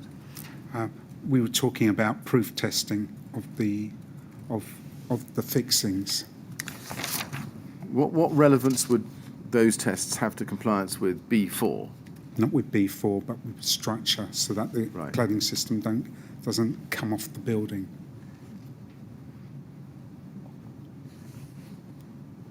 I see. You had no discussion, therefore, with him about tests in relation to the combustibility of the materials to be used in the rain screen?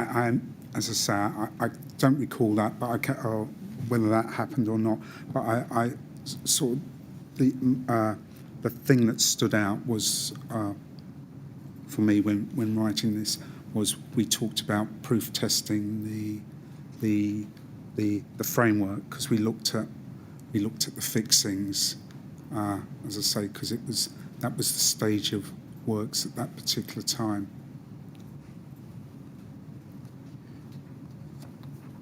While we're on this page, you can see that you say that he assured you that the system had been fitted to many buildings throughout England and Wales, to buildings of a similar height and construction. Did that assurance lead you to conclude that you didn't need to exercise any further scrutiny? No. What effect on your mind did that assurance have? That the system had been used before. It was not a bespoke system. It was a system that had been used elsewhere. From a building control perspective, what relevance did that have? As I say, that it was a system that had been used throughout the country and had been approved by other building control authorities, that it wasn't something that was new. But to put it bluntly, Mr. Hoban, so what? So what?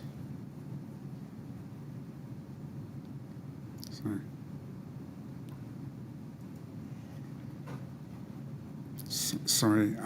Well, so what if other authorities had done? Yeah, well, your job was to exercise independent scrutiny. Well, as I say, was it not? As well, yes. And therefore, did you think that this assurance might have led you to some complacency, given that, as you were being told, it had been used elsewhere and passed by other building control officers?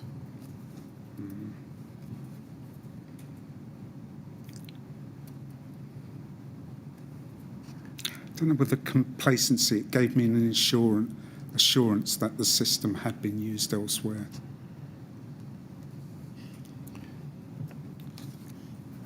If you go back to point E, please, at paragraph 34 of your second statement, if we can just go back to that.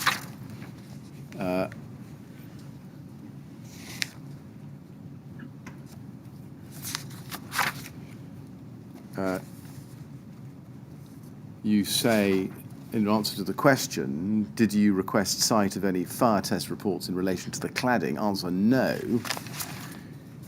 Why not? When referring to that, that's the actual a fire test report is a specific document that lays out how the test is done. Indeed. I've felt that BBA certificate and LABC registered plans, registered details was an acceptable standard. As I say, generally, fire test report is many pages. It sets out how the test, and it's not something that I would have understood fully. Do we take it from that you were never trained to carry out any kind of exercise to substantiate the fire resistance rating of a construction in order to check that, to make sure it demonstrates compliance? No, that's not the case. As regards test certificates themselves, that's sort of very specialist subject that a fire engineer would understand. As a building control officer, it's not something I would have that knowledge. At this point, whenever it was, Yeah. Either late 2014 or early 2015, had you already looked up the BBA certificate? I can't. As I say, I can't recall. And the same, I suppose, would apply in relation to the RS 5000, right?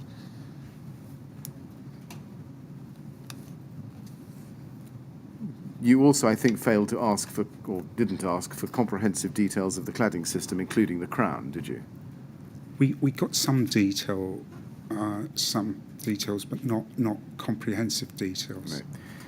Now, if you go a little bit further down this page, 11, you can see F as the question. What contemporaneous records, if any, did you make which reflected your understanding that the exterior of the building would be compliant with the building regulations? You say there, I cannot say for certain whether such notes were made, but had I made such notes, they would have been on file and most probably weeded out. Mm-hmm. Do you agree that the question of whether the facade complied with the building regulations was an important one? Yes. And so should have been recorded somewhere? Well, I had recorded them in my notes, but as I say, it may have been weeded out at the end. Right. Do you remember making a record of your views about whether or not the rain screen cladding system and its parts complied with approved document B? I cannot recall. If we go Sorry, to... can I just ask this? The system for granting building control approval probably contemplates some formal recognition of that fact, doesn't it?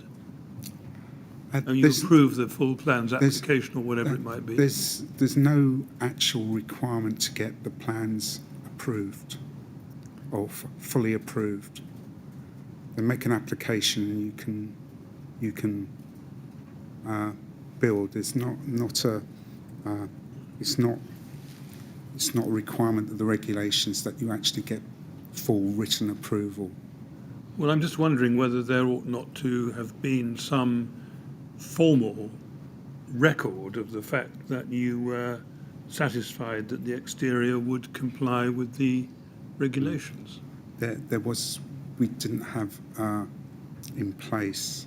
Well, there was that sheet that I mentioned, but there was, as I say, it would have been good practice for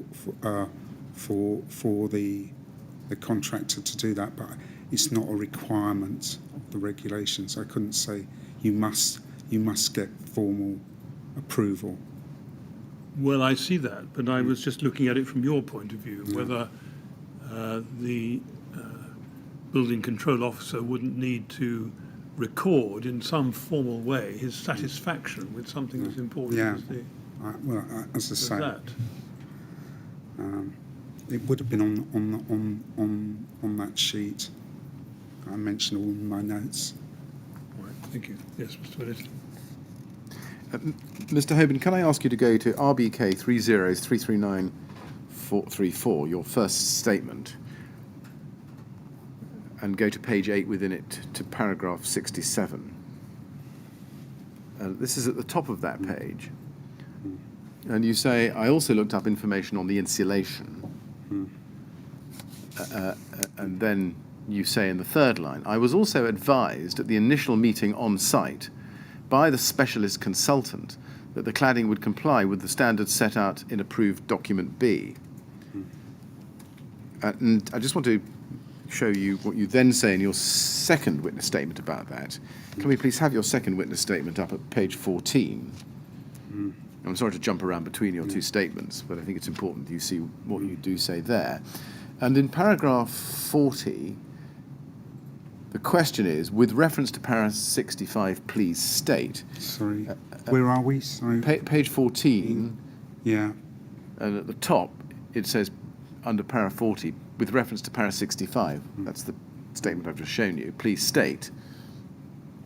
And then under B, the question is, with reference to the statement that you discussed the works with the architect and a specialist consultant dealing with fire matters, and then little Roman 3, where you're being asked about paragraph 65 of your first statement, you say at paragraph 40B there, the main meeting where this occurred was the 24th of November 2014.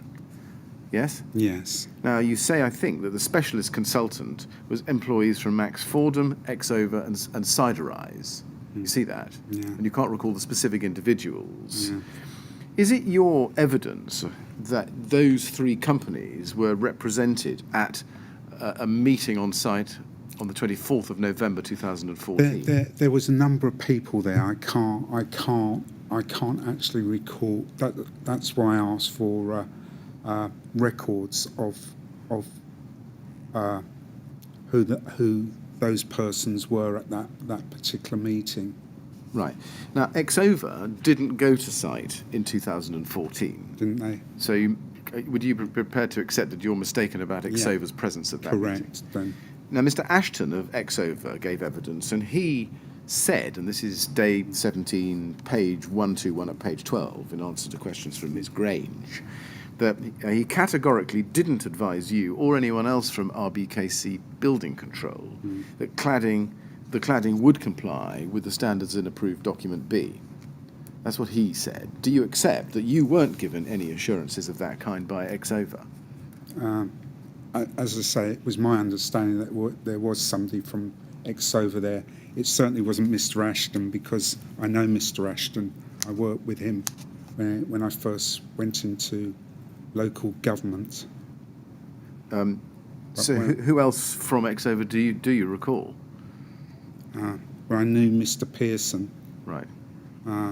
But as I say, it's a meeting a long time ago. There was quite a number of people at that meeting.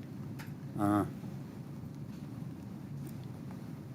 who those companies were, I can't recall all of those. It was my understanding that Exova were there, or it was a full list of the consultants, but I may have been mistaken. Right.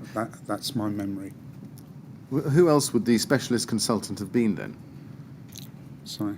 I mean, who would the specialist consultant be that you're referring to?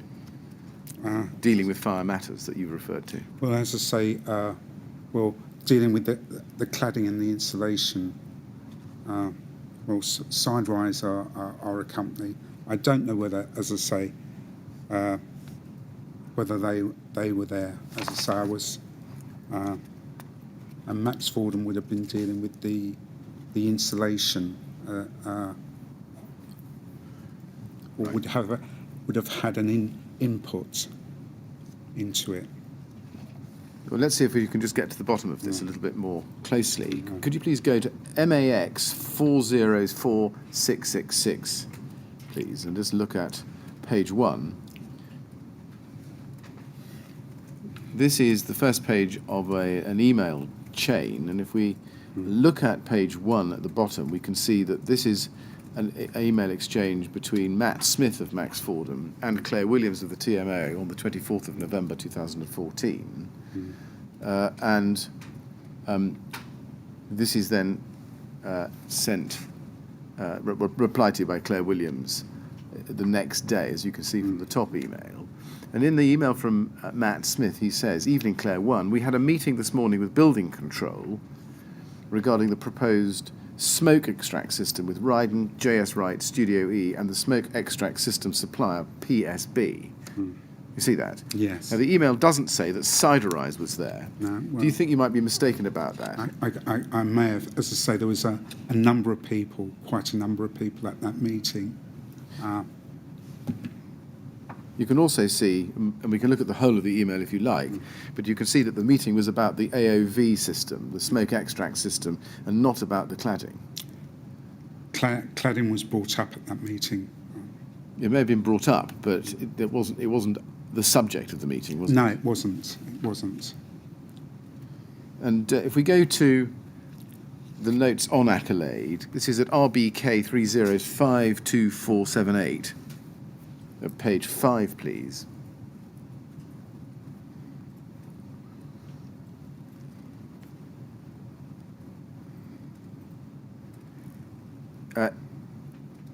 You can see there that here is your note of that meeting. Yeah.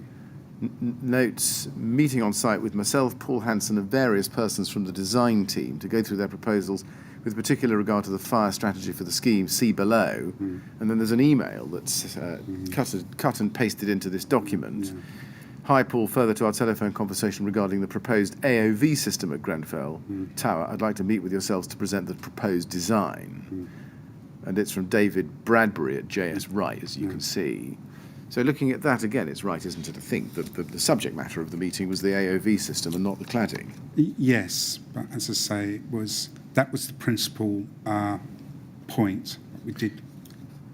Well, these notes don't record any confirmation of any kind from any consultant that the cladding system would comply with the guidance in approved document B, do they? I recall saying, yes, we will do that at the meet, or whether it's the contractor or what, that they would provide that information. Sorry, what information? Sorry, we went through the 4 schemes, the four methods of complying with B4. They said, yes, we'll do that. Yes, we'll. Who said yes, we'll do that? Somebody at the meeting. That's my recollection at the time. When you say in your statement the specialist engineer, or specialist consultant, can you recall what specialism? No, I can't. Sorry. And I said a moment ago, putting to you, that these notes don't record any confirmation from any consultant of any specialism that the cladding would comply with approved document B. If a statement to that effect had been made, I have to suggest to you that you would have recorded it in your note, as seen here on the document in front of us.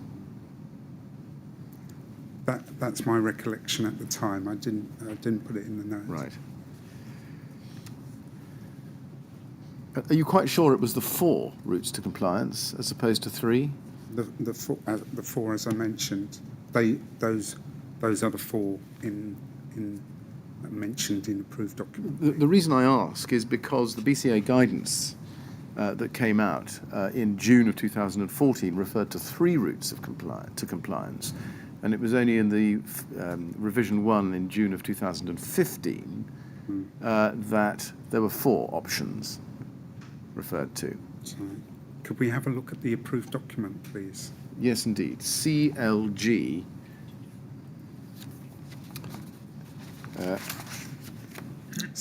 Which part do you want to look at? I don't know. See, when I was responding to that particular question, I had the approved document that I had at home,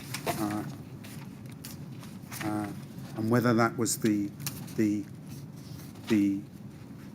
approved document that I was using at the time, it may have superseded that. If you can, I was Right. using. It could have been with the amendments. All right, well, I don't want to get bogged down in this. Yeah. But were you aware at the time that, in fact, the BCA guidance of June 2014 referred to 3 options, and it wasn't until June 2015 that 4 options were introduced?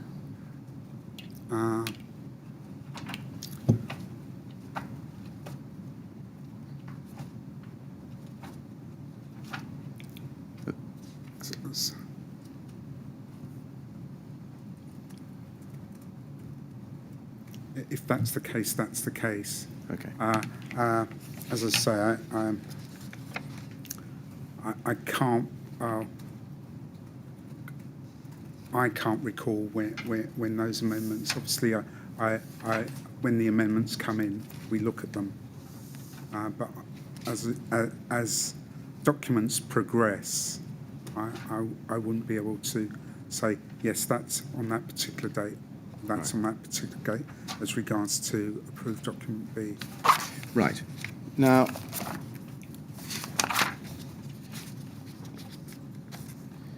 can we go, please, to RYD 18989? This is an exchange of emails we saw earlier on in your evidence. And it's the exchange in late September 2014, which culminates with Neil Crawford sending you the current ex-over study, as it was then, and remained, which is issue 3 of the OFSS. And if you look at the second email down, second paragraph down, this is the 24th of September email, Mr. Crawford says to you, I believe yourself and Paul Hanson sat down earlier in the year and did an initial appraisal of the proposed layout changes to the lower levels with Bruce Soanes from our office. I've included Paul's initial markups of the fire strategy from this time, as well as a new set, which shows that there's been some simplification to the arrangement on these floors. So these floors relates to the lower levels.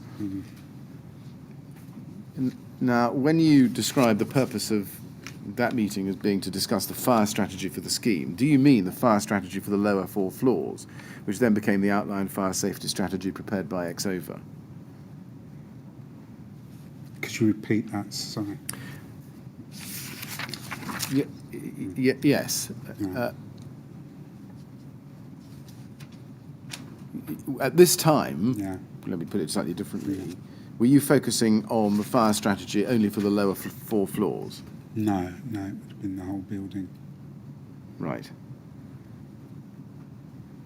Would it be likely that if you were told by a specialist consultant at the meeting in November that the proposals would comply with ADB, I have to suggest to you that it's more likely that that was a reference to the lower floors or the smoke extract system and not to the cladding system? Wasn't my understanding at the time. All right. Now, in your second statement, you referred to the 24th of November 2014 meeting as the main meeting. I think we can go back to that if you like to look at it, but you remember referring to it as a main meeting. Yes, as I say, it was introduced. As I say, we had meetings, but there was, as I say, there was a number of consultants at that particular meeting. Yeah. Is it your evidence that you discussed the fire performance of the works at site meetings other than the 24th of November 2014? It would, yes, it would have come up in part, yes, in passing. In passing. Do you have any recollection of when those meetings, other than the 24th of November meeting, took place? No, as I say, what would happen when I go into site, I would sign in and then get the PPE, and either somebody would collect me from the hut or the office at the front of the building, or I'd go up to the office myself and usually would stop and look at various drawings, find out what was going on, and then somebody would collect me. Yeah, it was primary Jack Sullivan or Jason North that would usually take me out on site, but Simon Lawrence took me out with Paul on one occasion or Simon Lawrence. Right. I've got to cut through this. I'm sorry. Let me just. My question was a simpler one. Do you have any recollection of when meetings other than the 24th of November meeting happened when the fire performance of the cladding took place?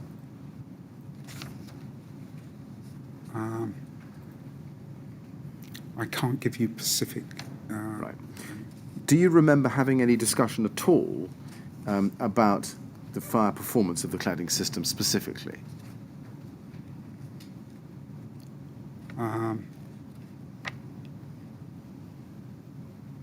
It doesn't stand out, sorry. Right. I'm then going to turn to a different topic, and we're going to look at cavity barriers, if we may. Now, going back to the full plans application, would you expect the cavity barrier strategy to have been decided upon by the time the full plans application was made? Yes. That being so, would you expect cavity barriers to be shown in the drawings which accompanied the full plans application? I would, but they didn't. Indeed. And given that they would but they didn't, did you think to chase up some plans which did? I did ask for information. Yes, that's not quite an answer to my question. Given that the norm would be that the full plans application would have drawings which did show cavity barriers, my question is, given that the drawings you saw didn't, did you think to chase up drawings which did show cavity barriers? Yes, I do. Right. You say yes. You did think about it. Did I you do it? Yes, I do believe I did. You did. Right. Well, let's see how we go with this.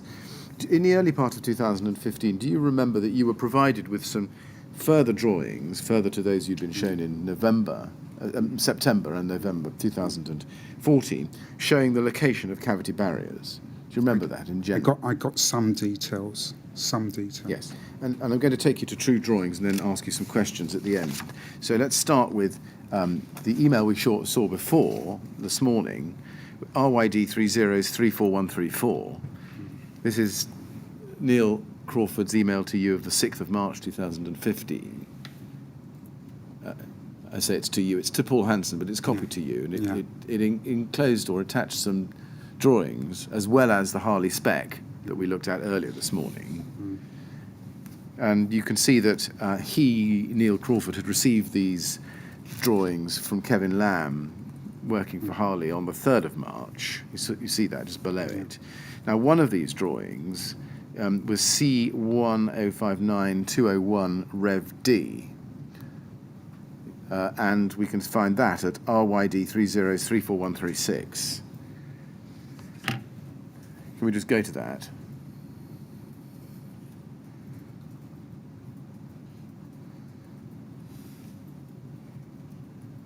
This one is revision D, dated the 3rd of March 2015, and we can see on it that if you look at the top right-hand side, there is a cavity barrier in line with the compartment floor there, you see, towards the bottom of the picture. Do you see there's a cavity barrier running in line with the compartment floor? Yes. Yes? And at the bottom left, we can see a cavity barrier in line with the compartment wall. You see that there, running up? Yes? Sorry, is that a yes? Yes. Yes, thank you. When you received these drawings in copy under the Crawford 6th of March email, did you open them and look at them, do you think?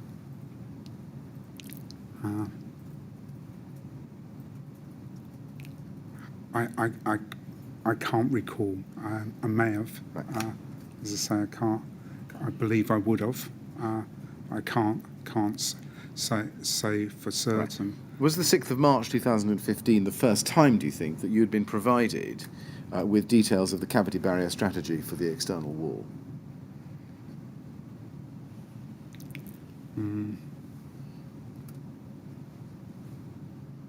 I can't be certain.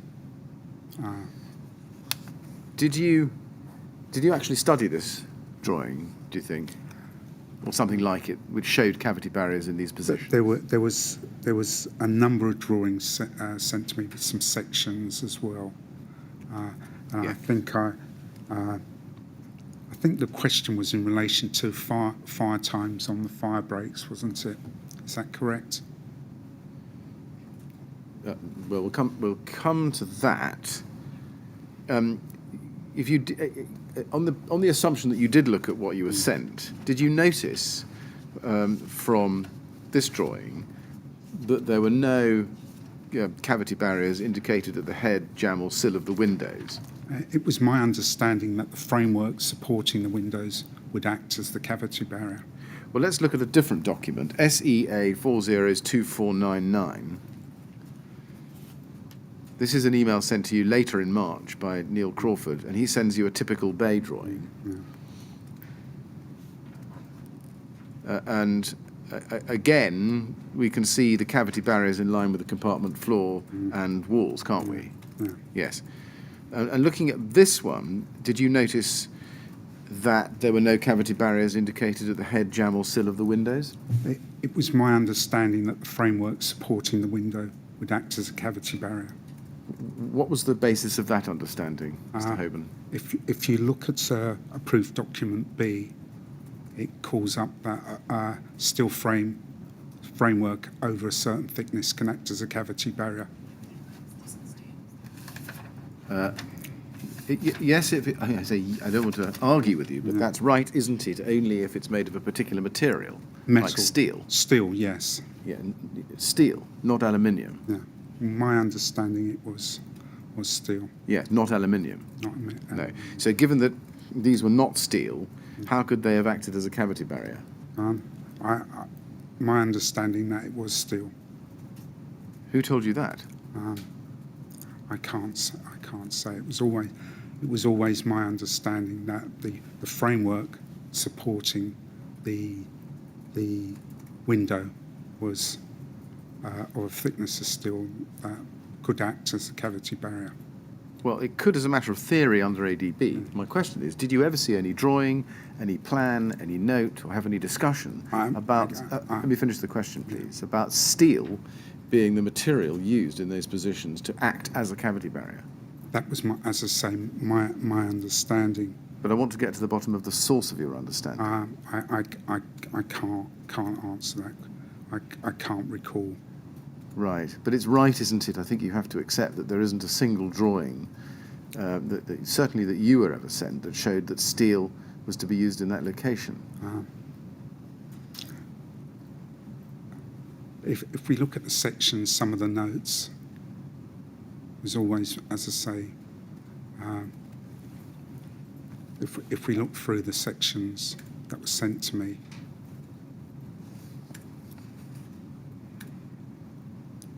Well, are you saying that there are drawings that you saw which said that steel was to be used at the head, jamb and sill of the windows to act as cavity barriers? it was, as I say, it was my understanding that it was a steel frame that was supporting. But I'm trying to get to the bottom, and perhaps you can't help me any further, but I'm trying to get to the bottom of the basis or source of your understanding. I can't give you any other. Did you... I'm sorry, I'll wait for you to have a drink.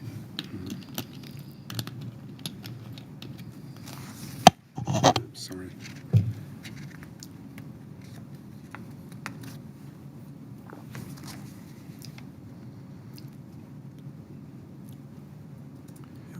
Do you agree that there ought to have been cavity barriers in those locations, so head of the window, Yes. jamb and sill, to comply with the proof document B? Yes. And particularly diagram 33 of proof document B. Yeah, and I as I mentioned in my email, I highlight that particular diagram in some of my emails.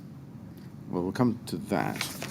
But did you ever say to Studio E or to Ryden or to Harley at any time, there are no cavity barriers shown on these drawings at the head, sill or jamb of the windows? What are you going to do about it? I can't recall.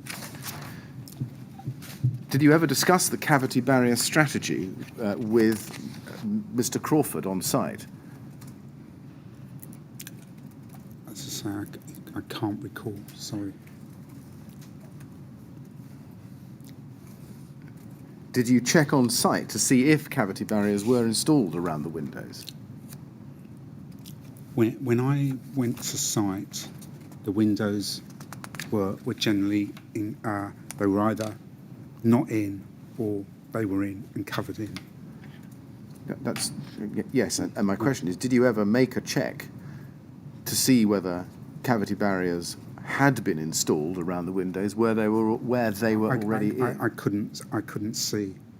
Did you not ask to see, to check? To say that as I say. Do you agree that checking on site is one of the primary functions of a building control officer? I saw the other cavity barriers going in, which were exposed. The windows were enclosed at the time.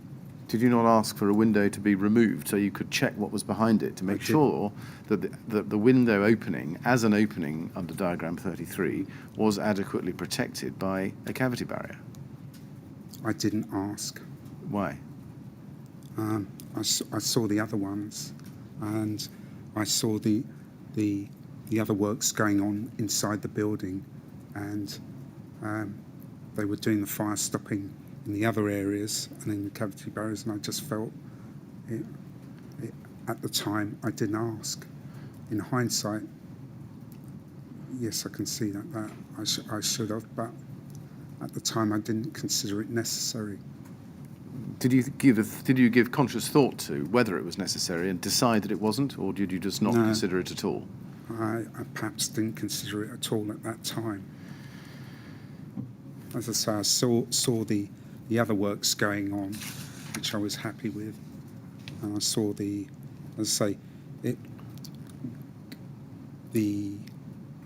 works that I saw were what I saw were of an adequate standard, so I didn't feel it to take it any further. So are you telling us that because of what you did see was to an adequate standard, you didn't check this particular compliance requirement? No, I didn't. As I say, they would cover, when I would go on site, they were either the windows were in or the windows hadn't been done. Do you accept that your failure to identify missing cavity barriers generically around the windows on this building was a fundamental failing on your part?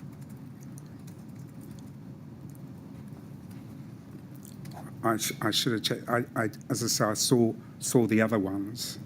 I didn't feel it was necessary to have a window exposed. I'm bound to put it to you, Yeah. Mr. Hoban, Yeah. that failure to check the window openings for the presence of cavity barriers fell below the standards of a reasonably competent building control inspector. Do you accept that?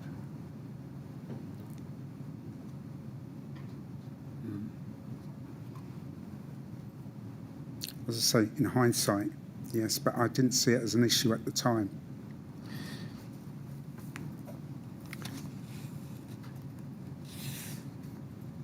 Now, going back to the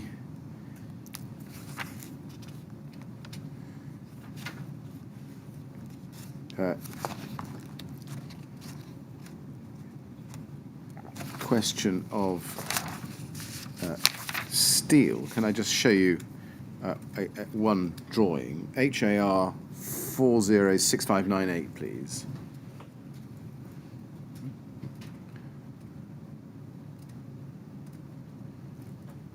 This is a drawing.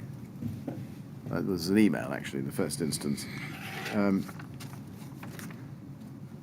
which provides revised rails and full set out information attached for W1 and cladding. And here's a drawing that was sent to you.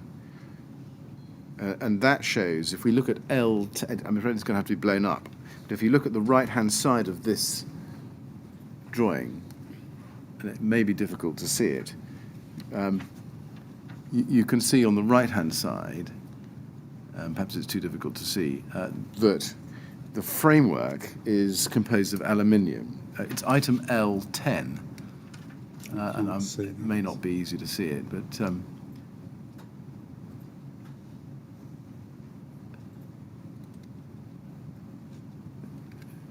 No, I can't see it. no, it's difficult to tell. But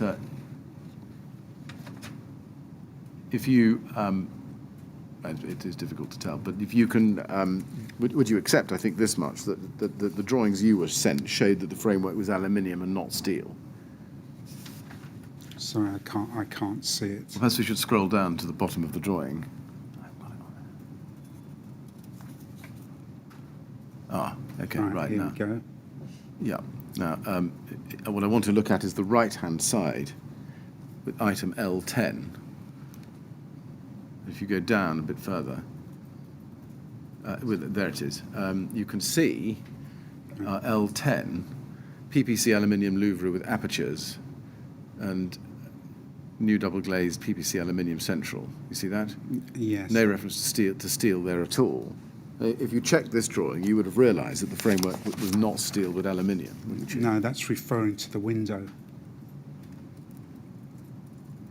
Yes, but there's no other reference to anything around the windows to No, show that but there was a it- steel bracket or Yeah, angle well- which would operate as a cavity barrier. My reading of the drawing is that there's an angle there that is steel. Where do you see that? How do you get to that? Well, there's an angle supporting it underneath. It's not. There's no notes. No, there's no note. No. So why do you think it was steel? That was my understanding Right. at the time.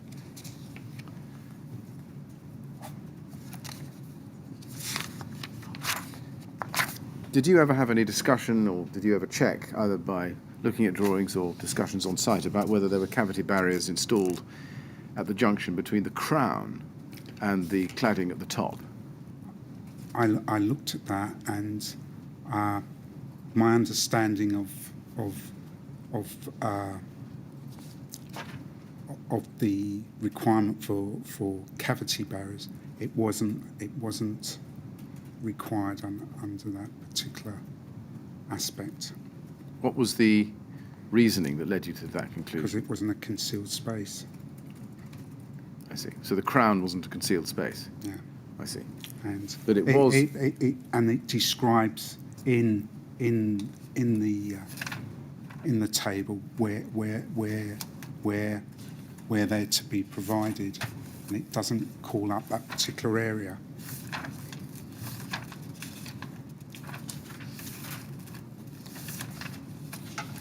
Did you not understand from diagram 33 that the top of a cavity had to be closed? It is closed. You say it is closed. If we Closed by what? cavity barrier, if we scroll down or scroll up, I should say. Oh, all right, let's go to the top of this. I'm not sure this. Yeah. Sorry. Yes, that we Yeah, can if see we it. can scroll up a bit, please. Yes.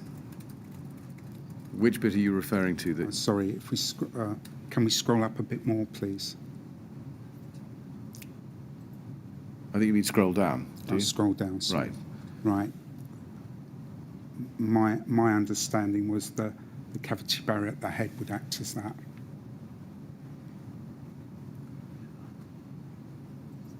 Cavity barrier. Can you point out on this drawing, given that this shows where the crown Do is? you mind where- if I come over?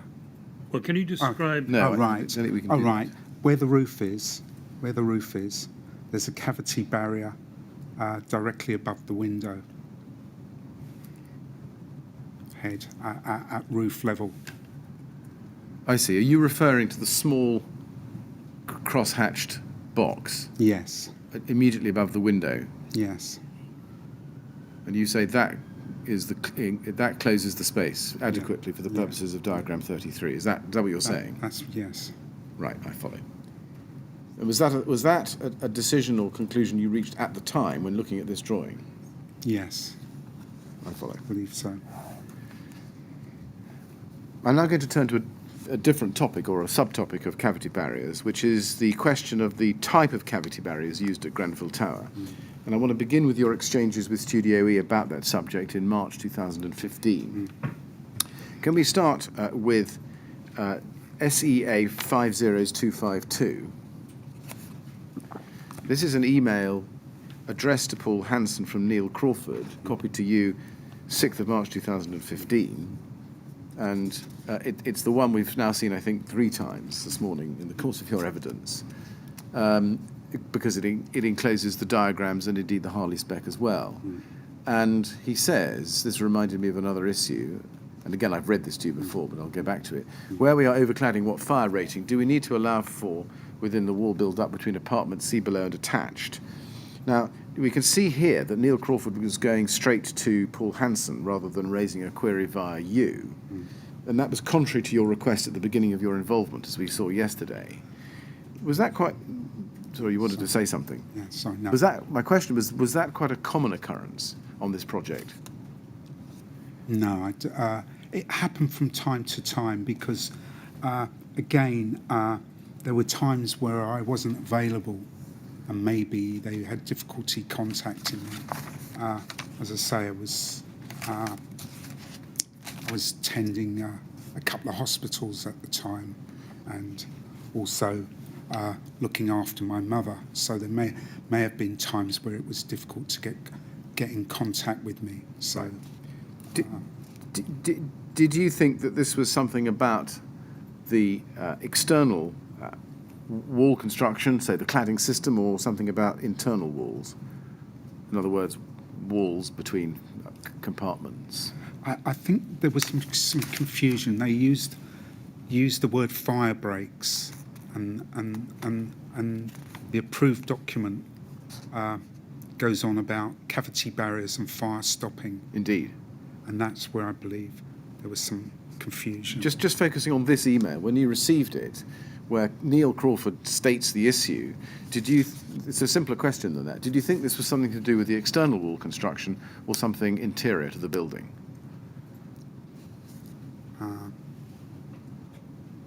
I'm not certain at this stage, as I say, because there was some confusion at the time. Right. Let's go to SEA 3012927. This is Paul Hanson's reply to Neil Crawford of the 10th of March 2015, copy to you. And he says this is really your area because it's a B3 matter. And he goes on, but effectively, if you mean fire resistance, the walls between apartments are compartment walls, so the construction should achieve the same fire time as the elements of construction for the building. Fire time depends upon the height of the building as described in 1A, Table 2 of ADB. First of all, did you agree with that response?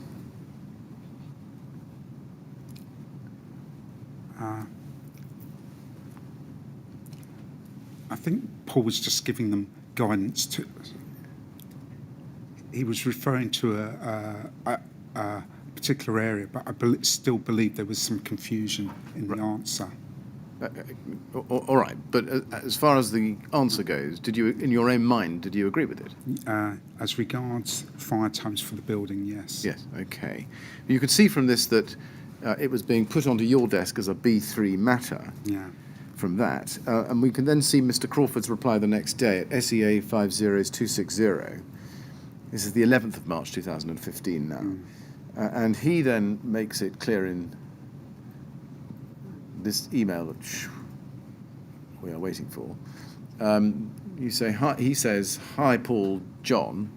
So this comes to both of you. To clarify, what we're trying to understand here was the requirement for fire stopping within the wall build-up where the cladding cassettes are mounted over the old cladding.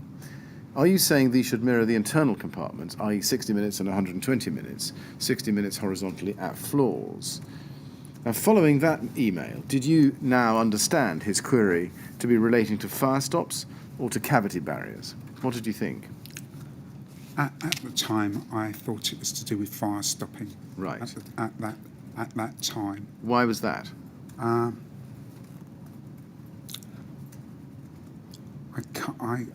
can't.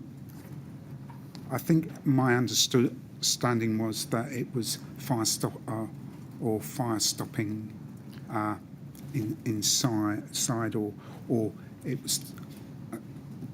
As I say, I think there was some confusion at the time. Right. Did you ever have any experience of advising on cavity barriers in an external wall construction? Or I say advising. Doing your job as a building. Height. Well, let's start with buildings of a height below 18 metres. I'll put the question again. Yes. As a building control officer. Oh, yes. You did. And what about buildings over 18 metres? This is the first. This is the first. So you thought there was some confusion. Let's move on then. Go to RBK 3048732, please. This is Paul Hanson's email to you, having received this email from Neil Crawford. And he says, "Hi, John, I'm not sure what's being referred to. It may be that he means the external enclosure to the building. Therefore, it is a B4 matter. Can you deal with?" Regards, Paul Hanson. When you received that email, did you agree with his interpretation of the question that was being asked of both of you?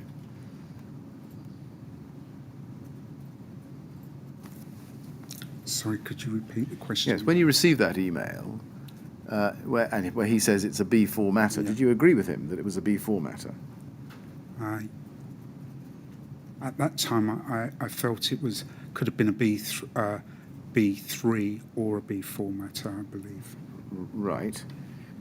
Because when considering when considering Part B, you've got to take into account other parts of Part B.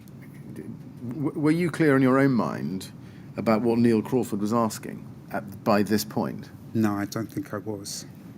Did you and Paul Hansen, apart from this email here, discuss the requirements for compartmentation in the external wall Yeah, I believe I got some guidance from him at this point?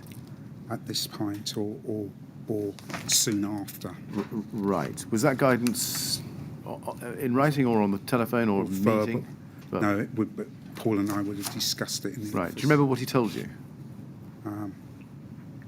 No, I think we took as the emails chain transpires.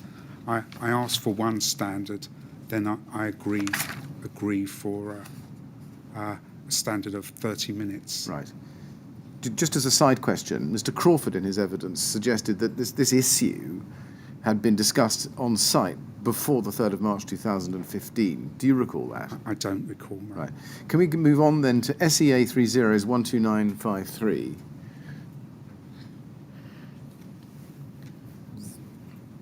This is an email from Ben Bailey, the Harley project manager, who was now in charge, on the 18th of March 2015 to Neil Crawford and Simon Lawrence, and it's copied to others within Harley, but also to you, Mr. Hoban, as we can see.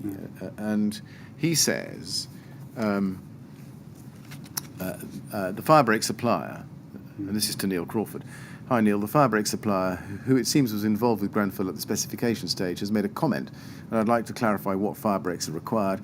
Could you confirm what the vertical and horizontal requirement is, please? The spec and supplier technical rep say very different things." Did this help you clarify the issue that had arisen earlier? No. Now, he's referred here to the specification. I think you hadn't seen that, had you?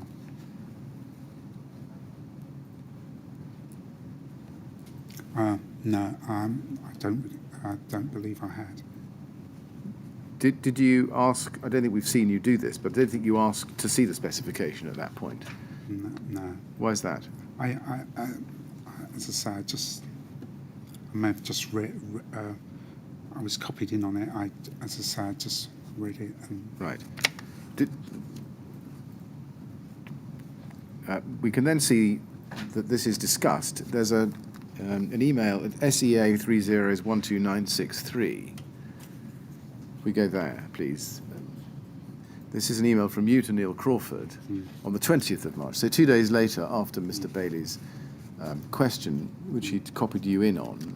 And you say to Neil Crawford, "Thank you for returning my call this morning. Further to my conversation with you today, I would confirm that the fire time for the new elements of structure, new columns, beams, sections of compartment floor, etc., in Grenfell Tower is 120 minutes, as specified in Section 1A of Table 2, Appendix A of Approved Document B. I would also draw your attention to Diagram 33 of Approved Document B and highlight the detail between compartment floors and external cladding. In the meantime, should you wish to discuss any other aspects of the project, Neil, then please do not hesitate to call me. My direct line contact number is..."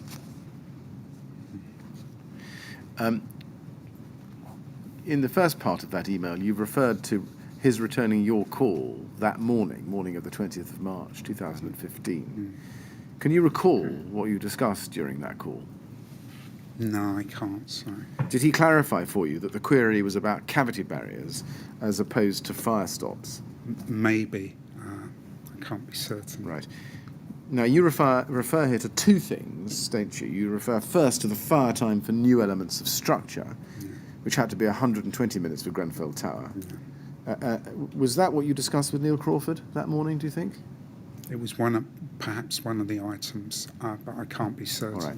The other thing you refer to is Diagram 33, and you highlight, as we see, the detail between compartment floors and external cladding. You could see that. What were you seeking to tell Neil Crawford by giving him this information? That he should look at that particular diagram. Right. And how was that relevant to the issue that you were addressing, did you think, at the time? Maybe that some of the drawings that were sent to me didn't show or showed very little detail as regards. Right. I mean, you certainly don't spell that out in your email to him, do you? No. Why is that? Well, just drawing his attention. I would expect him to understand that requirement, and I'm just highlighting that particular. It's just the way I've actually gone about drawing his attention to it. Can we then move to SEA 30's 13034? This is an email run which starts, or rather ends, but as these things tend to, at the top of page 1. But the email I want to show you is the second email down on page 1, where Neil Crawford emails you on the 27th of March 2015, copy to Terry Ashton and Paul Hanson, and he says, "Hi John, there has been a lot of conversation on site about the cavity fire barrier requirements to be fitted between the existing concrete external wall panels and the new external rain screen aluminium cassettes. Can you please see the proposal by the cladding contractor below and confirm if this is acceptable to you?" You see that? Yeah. And now, if we look down to the email immediately below it, you can see that there's an email from a gentleman called Ricky Kay at Siderise, sent the day before, 26th of March 2015, to Ben Bailey. So this is now coming on to you, and he, Mr. Kay, tells Mr. Bailey, "Hi Ben, apologies for the delay. Please find below extract from approved document B." And if you go over the page to page 2, you can see there's an extract from table A1, where he says, having set it out, here you can see that it clearly states that 30 minutes fire integrity and 15 minutes insulation is all that is required from a cavity fire barrier. You see what he says there? And goes on to say, and I'm summarising, that they're offering 90 minutes integrity and 30 minutes insulation, which exceeds the requirements. And in the next paragraph, he says, 120-minute fire rating is generally the industry standard for curtain wall to concrete slab edge fire stopping, where the fire stop is located on the inside of a building and is considered to be a continuation of the floor slab. Now, after that email comes, I think you speak to Neil Crawford again. Do you remember that? After you see this email? I don't recall it, but as I say, I most probably did. Okay, we can pin that down in a document. SEA 30 is 13022, please. This is an email from Neil Crawford, also on the 27th of March 2015, and he reports the conversation that he's had with you to Simon Lawrence. If you look at the top of that page, can you see? He says, "Hi Simon, have spoken with John and he wasn't happy with Harley's email, as we were talking about fire stopping as opposed to cavity barriers." Now the Harley email is the one that you saw earlier, which is Ben Bailey's to Simon Lawrence, where he says, see below the email from the fire break supplier. And I know it's a complex email chain. My question is, do you remember having a conversation with Neil Crawford again after having received what Siderise had sent? I had a number of conversations with him. Do you remember telling him that you weren't happy with Harley's email because the issue was about fire stopping and not cavity barriers? Maybe, as I say, it's so long ago. As I say, I had a number of conversations with him. It's right.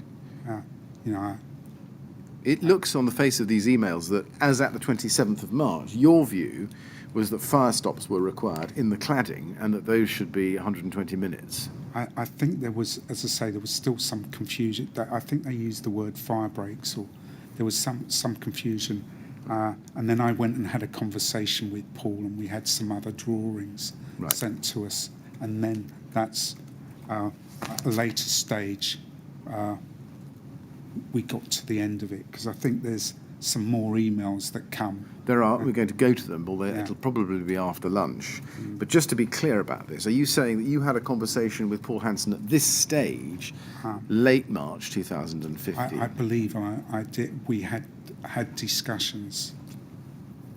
At this stage? In the office, yes. Right. I mean, the reason I ask is that we've seen that this conversation starts on the 6th of March, and this confusion is, it lasts for a number of weeks, and still it seems hasn't been cleared up by the 27th of March. Well, they haven't come back to it. They started originally with Paul, back on the 6th of March. And then I as I say, I got involved at what date did I start getting my emails? Start? The 6th of March. Was is it? where this Sorry. runs. Yes, yes. So are you saying that this confusion really... I had gone on. Right. And during that time, Neil Crawford never made it clear to you precisely what it was he was asking? I think, as I say, there was still confusion. Mr. Chairman, I think that's a convenient... Yes, well, it's a moment, anyway. Yes. I'm afraid I am in the middle of this run. Well, I think it'd be better stopping Yes. any of that. Yeah. Mr. Hoban, I think it's time we all had a break for some lunch. So we'll stop now. We'll come back at 2 o'clock, please. All right. And again, please don't talk to anyone about your evidence or anything to do with it. All right? Thank you. Thank you.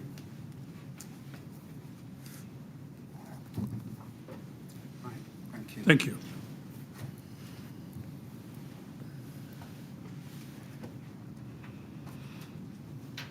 Thank you. 2 o'clock. 2 o'clock, please. Thank you.